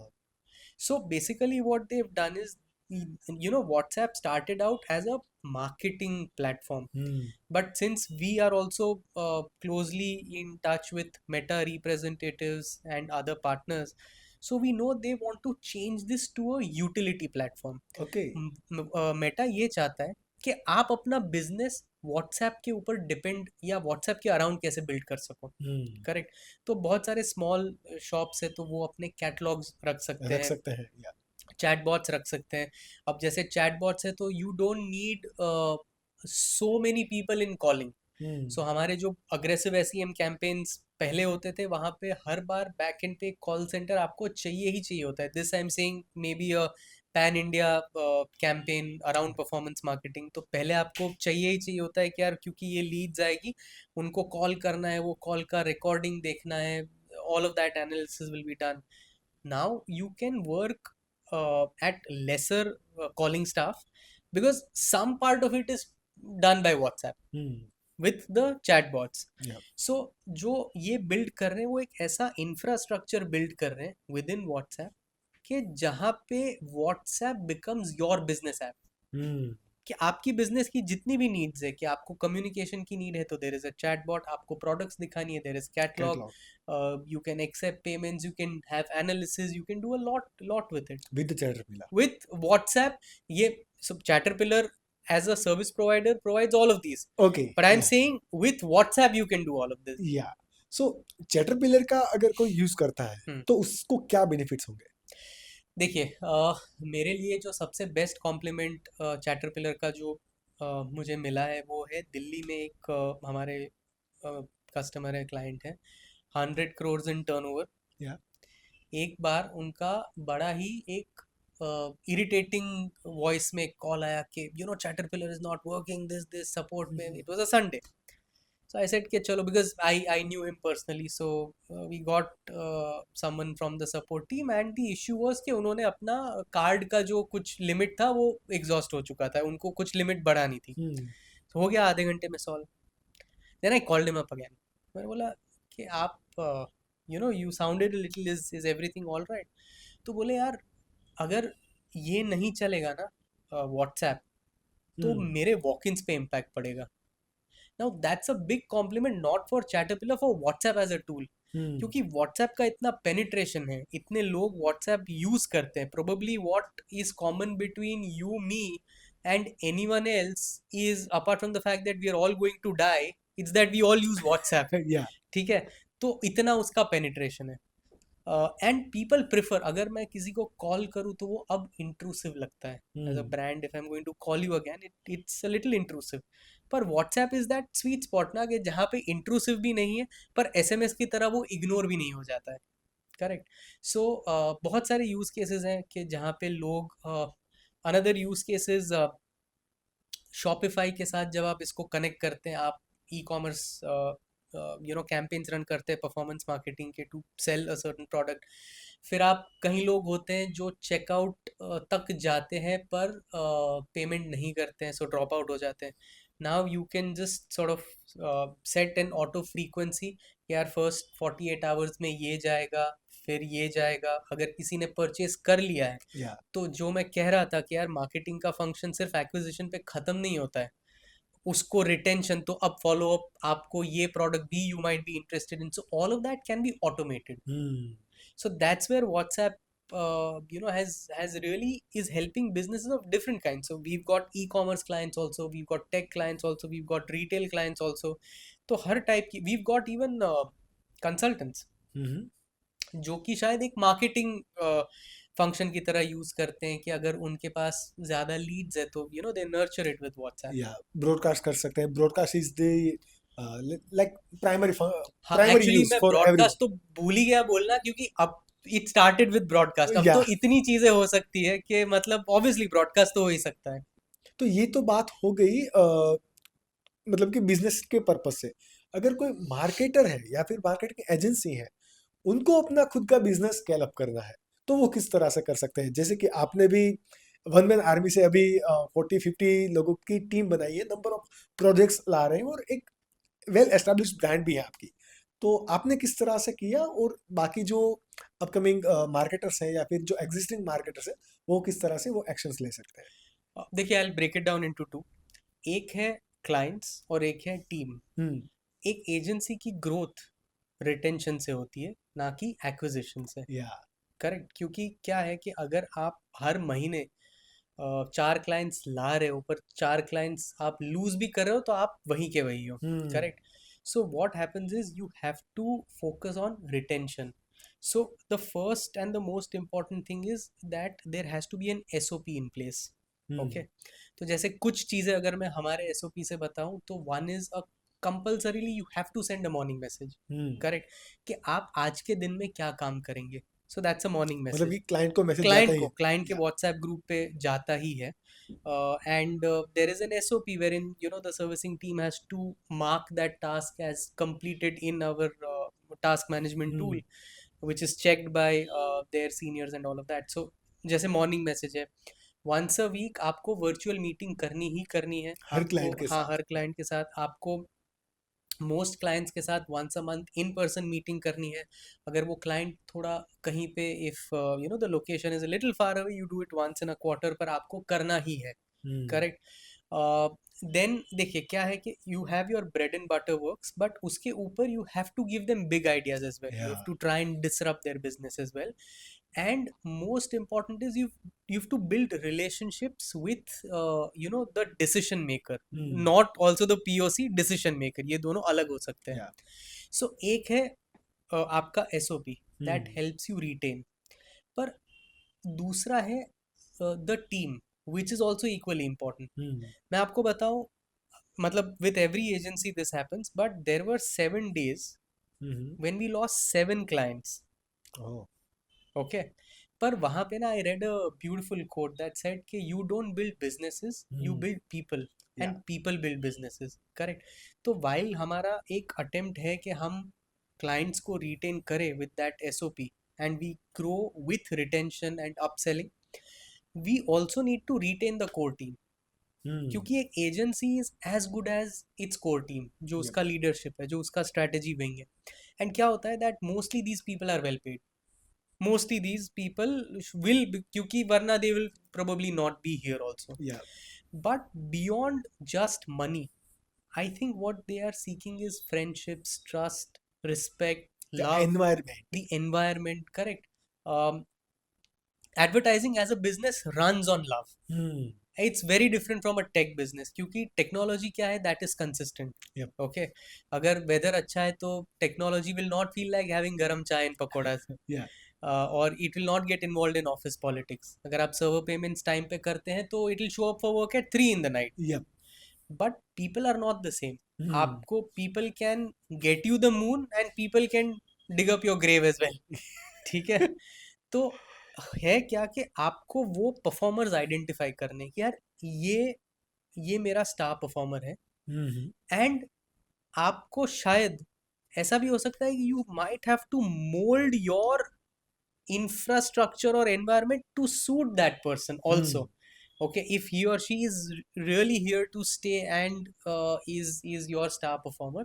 So scaling up an agency involves two aspects. How do you retain clients? Because you will get new clients. ठीक है, उसमें मुझे इतना चैलेंज या तो okay, I will put it differently, मुझे कम चैलेंज लगता है। ठीक है, क्योंकि अगर आपकी business development is a science, so अगर आपने वो चैनल सेट किए हुए, अगर आपका, जैसे मैंने मार्केटिंग का वो क्वेश्चन क्रैक किया हुआ है कि यार why, how is my offering the best, आपने बजट्स डाले हुए, आपके पास टीम है, आपके पास एक स्टैंडर्ड उनका एक प्रोसीजर है, तो वो प्रोसीजर, वो साइंस से आप नए क्लाइंट्स ला सकते हो।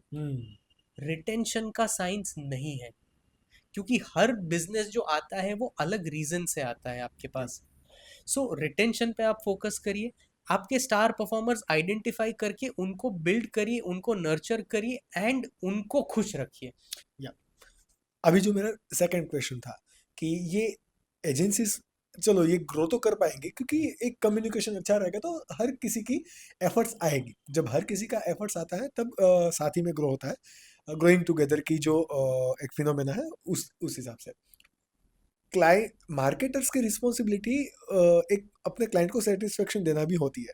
तो जब भी कोई, मतलब कि क्या ऐसा करे कि ऐसी क्या क्या स्ट्रेटेजीज आप उसे सजेस्ट करेंगे कि ये करो तो आपका क्लाइंट सेटिस्फाई होगा, ये तो देना ही पड़ेगा क्योंकि एट द एंड क्लाइंट को आप रिजल्ट देंगे, ज़्यादा सेल्स लाके देंगे, तो वो सीधी सी बात है कि वो ज़्यादा से ज़्यादा सेटिस्फाई होगा। लेकिन वो सेटिस्फाई करने के लिए क्या क्या करना चाहिए? I feel an agency has to aspire for big ideas. देखिए कैसा है ना कि अगर मैं आपके साथ जुड़ रहा हूँ तो ब्रेड एंड बटर तो मेरी एक्सपेक्टेशन है। या करेक्ट। कई बार एजेंसीज वो भी डिलीवर नहीं कर पाती है, then that there is a problem in their SOP. But होता क्या है दैट एक ना after a certain point in time fatigue आ जाता है। जब 6 महीने हो गए, 1 साल हो गए, 2 साल, एक we lost one client after 3 years, and when we went to meet them उन्होंने कहा कि कोई प्रॉब्लम नहीं था, but we just were looking for a change. या So this is the fatigue that sets in. But as an agency, you always have to aspire for something big and something disruptive. Correct. The root of the word creative is create. Correct. कौन create करना चाहता है? वही जिसको लगता है अभी कुछ मिसिंग है। So in a way, creating something is an act of rebellion against the status quo. Yeah. Correct. तो वो ऐसे लोग हैं कि जिनको लगता है कि कुछ कमी है, ठीक है, वो लोग एक क्रिएटिव फील्ड में जुड़ते हैं। जो लोगों को लगता है कि थिंग्स आर फाइन, वो तो ब्रांड साइड शायद होंगे। ओके, सो जब आपके पास ऐसे लोग हैं तो एजेंसी को एस्पायर करना चाहिए कुछ डिसरप्टिव करने के लिए, जो उनका पूरा बिजनेस चेंज कर दे क्लाइंट का। ठीक है, like I will give you a couple of examples. There was an app that we were working for. तो वहाँ पे एक we conceptualized, designed and developed a game within their app, which was, we were doing their other work, but we felt कि यार this is something they should do. It was a spin the wheel kind of a thing, but then जो idea आया वो ये था कि आप क्यों ना उस स्टेट की 200-300 पिज्ज़ा ब्रांड्स को जोड़े, एक गेम खिलाए कि उनके ऐप के होम स्क्रीन पे, एंड आप वहाँ पे डील्स एंड डिस्काउंट्स दे during the weekdays when anyway the walk-ins might be less. So उसको सही से, आई एम नॉट सेइंग कि ये पूरा क्रेडिट एजेंसी को मिलना चाहिए, बिकॉज उसमें बहुत सारे लोग इन्वॉल्व होते हैं जब कोई ऐसी चीज़ डेवलप होके इम्प्लीमेंट एग्जीक्यूट होती है। But lakhs of people played that and went to those pizza outlets. Yep. Correct. So what happens is when you do things like these, that's when आप वो +1 लेके आ पाते हो। तो आप ब्रेड एंड बटर तो आपका सेकंड नेचर हो जाना चाहिए कि यार वो तो इतने पोस्ट तो होंगे, टाइम पे तो होंगे, ये सब तो होगा ही, but what is the big idea here, what, how can I change this brand? ये दोनों जो आपने बताया ना कि इससे बिजनेस बड़ा, मतलब कि कोई भी बिजनेस बड़ा हो सकता है, service business, not just marketing business.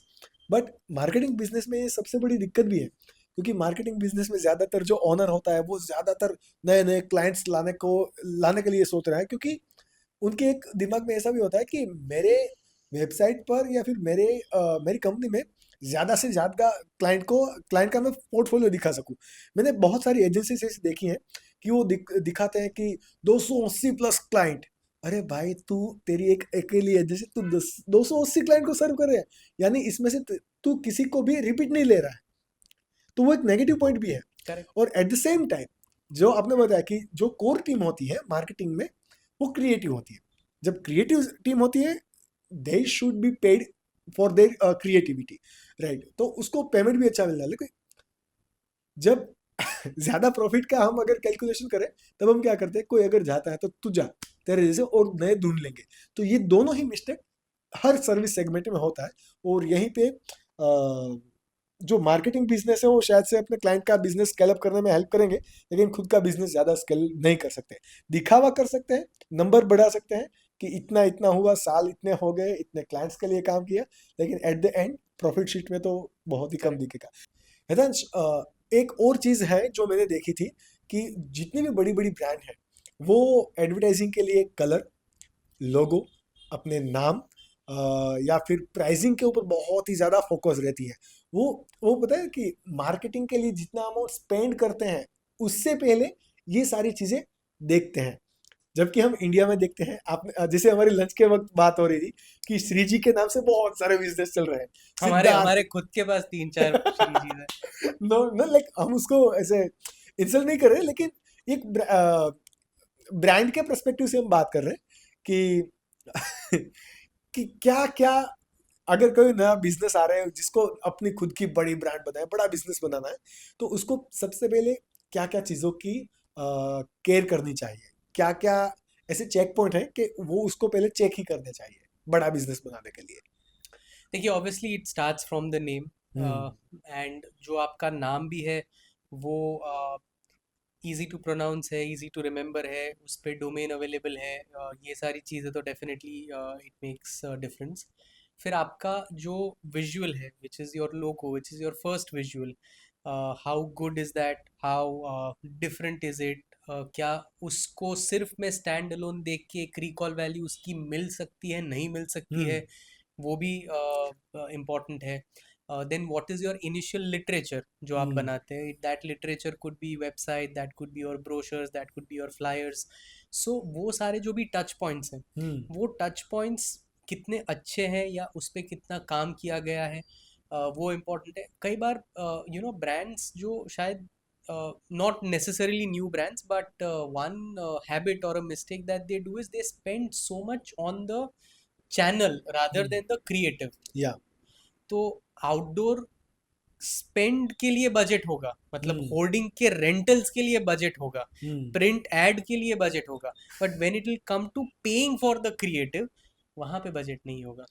सो ये जो भी इनिशियल जो भी ब्रांडिंग की रिक्वायरमेंट्स है, वहाँ पे I think it is very important that you get it done from someone who understands branding, who understands the importance of using this shade versus that shade, this font versus that font, and what is the reason why something is being recommended to you, because it's also a science in itself. Hmm. So I think, and it can actually save on a lot of spends on marketing आगे जाके, जो शायद आपको bombarding करनी पड़े क्योंकि कोई brand को याद नहीं रखता है, हम्म। वो आप स्पेंड सेव कर सकते हैं अगर आपने लेवल 1 पे कुछ वैसी आइडेंटिटी क्रिएट की है जो यूनिक है। हम्म। तो वो मैं कम स्पेंड के साथ भी उसका रिकॉल करवा सकता हूँ। For the marketing purpose, marketing से सेल आना है, सेल यानी कि अमाउंट आएगी, राइट? तब प्राइसिंग का भी बहुत इंपॉर्टेंस रहता है, राइट? कि कई लोग ऐसे बोलते हैं कि नॉट 100 बट 99। तो इस तरह से कुछ प्राइसिंग को लेकर कुछ एक्सपेरिमेंट करते हैं, तो क्या उसकी इफेक्ट सेल्स में आती है या फिर मार्केटिंग से क्या कुछ हो सकता है? Most certainly.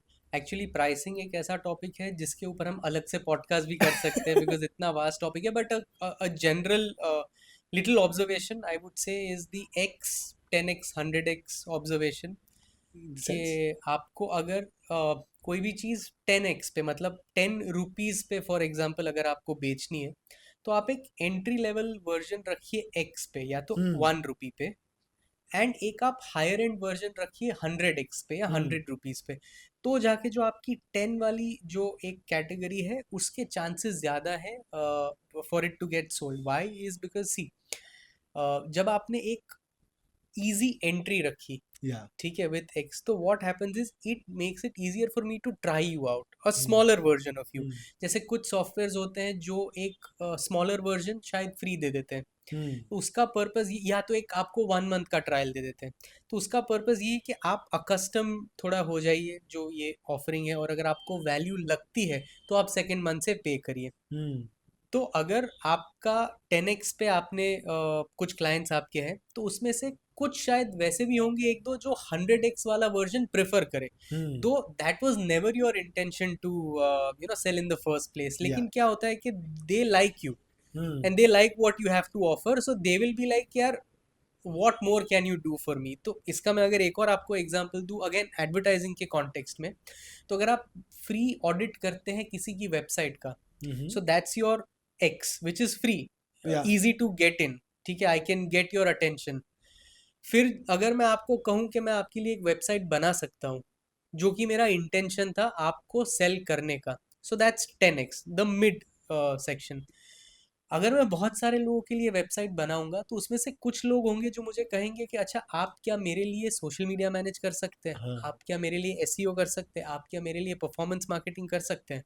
Even though that was not my intention may be, but I can sell the full thing. So hmm I think अगर आप कुछ वैसी प्राइसिंग रखें जहाँ पे entry is easy, then you have your mid offering which is your intention to sell, and then you've got the other end of the spectrum जो आपका अगर किसी ने opt किया तो that becomes your biggest profit center। Get it see, जब भी marketing आती है तब वहां पर टेक्नोलॉजी आती है, और जहां टेक्नोलॉजी आती है तब वहां पर आर्टिफिशियल इंटेलिजेंस यानी एआई का रोल आता ही है।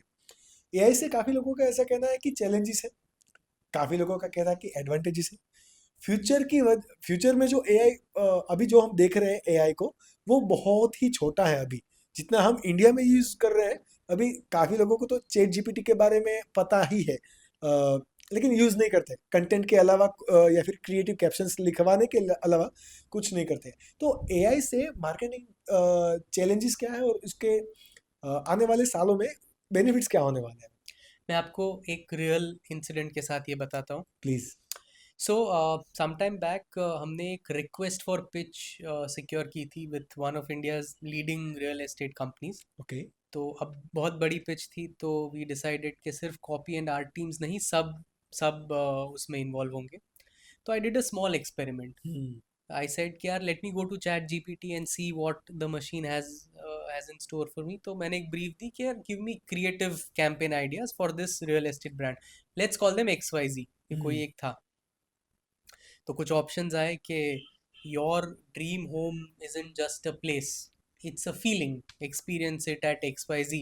या वैसे ही कुछ और ऑप्शंस वहाँ पे आए थे। तो मेरा उसका रीडिंग ये था कि they were okay but they lacked the punch. Hmm correct.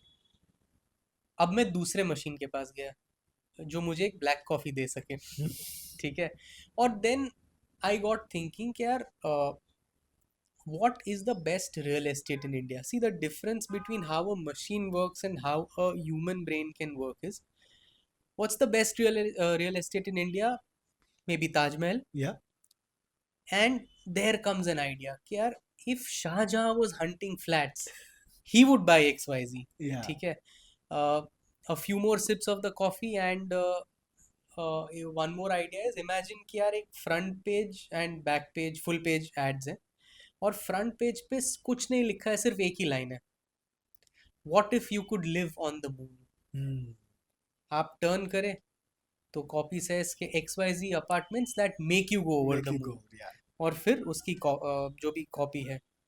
तो नाउ आई रियलाइज कि यार ये एआई मशीन से बेटर तो कॉफ़ी मशीन काम कर रही है। हाँ तो हमने सबको ब्लैक कॉफ़ी पिलाई, and we got some really nice ideas like यार वन टीम मेंबर सेट के there are 2,500 crore search results on Google for home, hmm but there is just one in your city, XYZ XYZ apartments. apartment. Correct. So So the bottom line is that it's a great tool to analyze data and reproduce information. वो काम बहुत अच्छा करता है, but जब आपको कोई चीज़ ओरिजिनल चाहिए and you want something that packs a punch, शायद कॉफ़ी मशीन बेटर है अभी के लिए. हाँ. एंड एडवर्टाइजिंग की अगर मैं स्पेसिफिकली बात करूँ तो AI can replace certain functions of advertising. ठीक है, कि जैसे जो फंक्शंस है जो थोड़े, if I may use the word, थोड़े रिडंडेंट है, उसको आप रिप्लेस कर सकते हैं. जैसे अगर like we had a client and उसके आई थिंक कुछ 5,000 SKUs थे, 5,000 प्रोडक्ट्स थे. सो उनका प्रोडक्ट डिस्क्रिप्शन लिखना था. ठीक है, सो नाउ वी डेफिनेटली अगर ऑप्टेड मैन्युअली फॉर. करने जाए तो बहुत ही ज्यादा टाइम लगेगा. हाँ. Yeah. सो इस पे एक्चुअली जावेद अख्तर ने एक बहुत अच्छी बात की है, that I use ChatGPT as my personal assistant. Yeah. And it is like it is ChatGPT is personal assistant as as a personal assistant. पर क्या है ना कि अगर, so it can replace certain functions of advertising. पर अगर मुझे कोई कहे कि ये एडवर्टाइजिंग को या एक एडवर्टाइजर को रिप्लेस कर सकता है कंप्लीटली, well. तो मैं कहूँगा कि वो एडवर्टाइजिंग में थे ही नहीं. हाँ, I believe as well. Because if it can replace you completely, you are not in advertising. Exactly. So that is my, and I'm saying it from where it is right now. Obviously, it might so happen that 6 months, 1 year down the line, it can start producing something original. We don't know. Correct. पर जो अभी का इसका जो भी नए students है जो एडवर्टाइजिंग में आना चाहते हैं, मुझे ऐसा लगता है उनको डरना नहीं चाहिए, because this is what it is, right. So you have to क्योंकि work with it. उसके बेनिफिट भी तो है, बहुत सारे बेनिफिट है. Definitely. क्योंकि अक्सर क्या होता है कि कोई भी AI टूल आप ले लो, वो प्रॉम्प्टिंग के ऊपर काम करता है. At the end AI tool को नहीं पता है कि आपकी टारगेटेड ऑडियंस क्या है, उसकी थॉट प्रोसेस क्या है, आपका क्लाइंट का नेचर क्या है, उसके साथ अब तक क्या हुआ है. And advertising is like it's all about the brain storming. Like आप क्लाइंट के साथ बात करते हैं कि उसकी थॉट प्रोसेस क्या है, वो क्या, उसका क्या विजन है. जब हम वो समझते हैं, तब हम जब AI टूल से हमें जो रिजल्ट मिलता है, हम उसको मैच कर पाते हैं कि हाँ, उसमें अगर कुछ मैन्युअली चेंज करना हुआ तो हम कर सकते हैं. सो या एडवर्टाइजिंग के लिए एज पर योर ओपिनियन ये बहुत एडवांटेजेस इसके ज़्यादा है, मोर ओवर द डिसएडवांटेज. और काफ़ी कुछ बदलाव आ सकते हैं आ AI सकते हैं. एंड आई वुड से कि you have to be smart to use it, कि आपको पता होना चाहिए कि मैं इससे क्या काम करवा करवा सकता सकता हूँ. हूँ, क्योंकि वो आपका पर्सनल हाँ. असिस्टेंट है. पर अगर आप जाके उसको बोलेंगे कि यार मेरे लिए ये रियल एस्टेट ब्रांड का आउटडोर एंड प्रिंट कैंपेन लिखो, तो वो उतना इफेक्टिव शायद नहीं होगा. नहीं वहां पे आपको खुद वो करना है. So I would say it has got a lot of advantages and limitations both. But it's true that it exists and we cannot go back in a world without it. Correct. Yeah. So अब आपको ये करना है कि now this is at my disposal, how best do I use it, where do I save my time, where do I save my cost, and where also I don't compromise. कि नहीं यार, ये मुझे human intelligence चाहिए इसके लिए. So one final question is like कि हर कोई ऑर्गेनाइजेशन एक विजन और मिशन के साथ साथ चलता है, राइट. उनके पर्टिकुलर कुछ गोल होते हैं. सो आप जो अभी बिजनेस कर रहे हैं एडवर्टाइजिंग का, तो एडवर्टाइजिंग में आपका क्या गोल है? देखिए, एक पॉइंट था जब हमने ऐसा सोचा था कि यार हमको ना, we want 100 clients and we want this as a team size and all of that.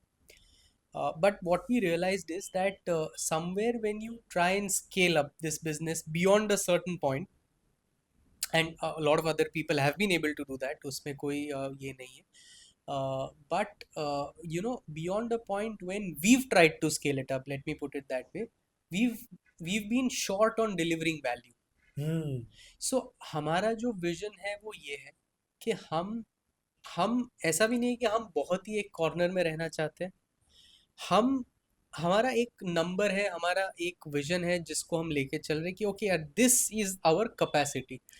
ये जो नंबर ऑफ क्लाइंट्स है, उस नंबर को हम अच्छे से केटर कर सकते हैं. करेक्ट. इसको हम अच्छे से वैल्यू डिलीवर कर सकते हैं, उनको हम रिटेन कर सकते हैं.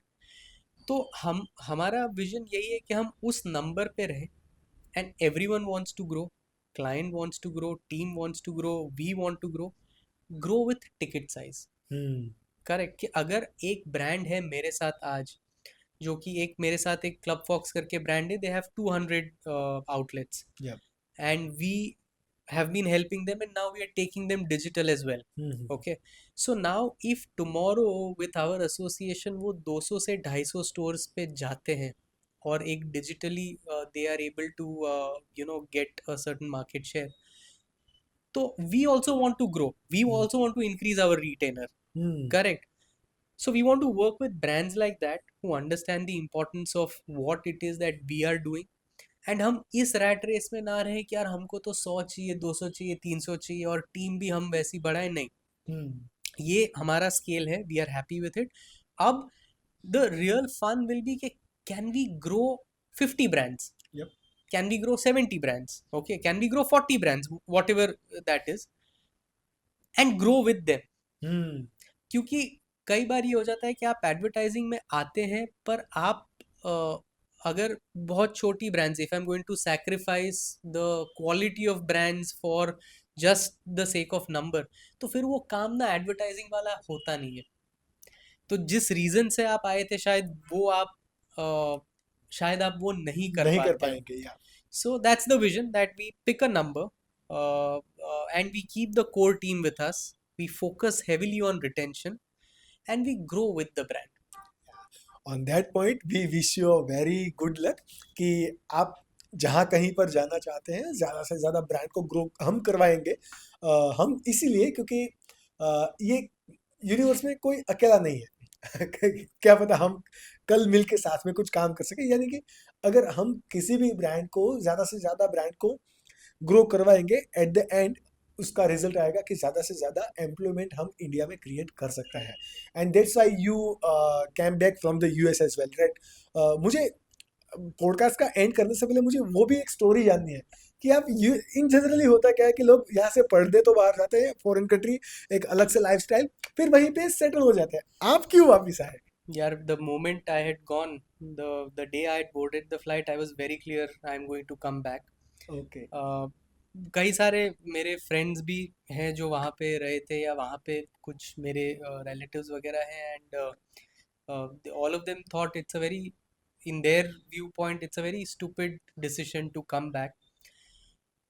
I think kahin na kahin I would say my upbringing, because my mom and dad, both of them have inculcated these values that there is something that I should give back, and everyone should give back to their motherland. And I think I was always very emotional about India कि यार, और सबसे ज़्यादा ये कि ना इसको मैं अपना कह सकता हूँ, अच्छा है, बुरा है, जो भी है, आई नो प्रोबेबली अगर आप ऑब्जेक्टिवली शायद पैरामीटर्स पे देखेंगे दैट माइट बी बेटर, पर एक emotionally I was never able to call that mine. And अगर वो मेरा नहीं है तो मैं रेंटेड अपार्टमेंट पे रह रहा हूँ। हम यूएसए के वहां पे जाके हम ये फील करते हैं कि हाँ यूएसए आ तो गए लेकिन ये मेरा नहीं है, ये मेरा देश नहीं है। I am not judging anyone who decides to stay back, because they have their own point of view and they are right about it. इसमें कुछ वैसी चीजें होती है, देयर इज नो राइट और wrong, but I think it's just something that you believe in or are comfortable with. तो I think I was always I was always very clear I'm coming back. या अभी आप और वैसे भी आपने podcast में ही बताया ना कि कोई भी मार्केटिंग एजेंसी प्यार से बनती है, एक इमोशन चाहिए, रिलेशन चाहिए, और ये सब कुछ आपके बिजनेस में आ ही चुका है। And we wish you a very good luck कि आगे जाके आप बहुत ही अच्छा किए।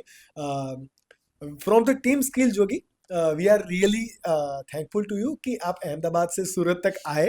क्योंकि देखिए अक्सर क्या होता है कि जब आप मार्केटिंग के बिजनेस में होते हैं तब आपको ऐसा नहीं चाहिए कि भाई मेरी मार्केटिंग हो या फिर मेरी कंपनी की ब्रांडिंग हो वगैरह वगैरह। आप अपने क्लाइंट के लिए काम करना चाहते हैं, moreover as for the service. लेकिन हमारा जो अप्रोच था कि नहीं चलिए आपके पास जो एक्सपीरियंस है उस एक्सपीरियंस को हमारे प्लेटफॉर्म पर शेयर करते हैं, और उससे अगर 5 एंटरप्रेन्योर को फर्क पड़ता है, वो अपनी प्रोडक्ट डेवलप कर पाते हैं, अपना बिजनेस बिल्ड कर पाते हैं, तो वो हमारे लिए वर्थफुल रहेगा। तो जिसको भी फर्क पड़ रहा है इस पॉडकास्ट से और अभी तक देख रहे हैं, we thankful to you as well, because आप सभी के प्यार से हम ऐसे अच्छे अच्छे गेस्ट को अपने शो पर बुला सकते हैं और उसके साथ कन्वर्सेशन करने का सबसे पहले मौका हमको मिलता है। अगर आप भी इस चैनल पर अभी तक नए हैं, प्लीज हमें सब्सक्राइब कीजिए, क्योंकि आपके सब्सक्राइब करने पर हमें एक मोटिवेशन मिलता है कि हम और अच्छे एंटरप्रेन्योर्स को, हम और अच्छे गेस्ट को आपके लिए लेके आए और आप उससे कुछ ना कुछ सीख सके और आप आगे बढ़ सके। Follow your skill, follow us on Instagram, क्योंकि ये स्किल का मामला है।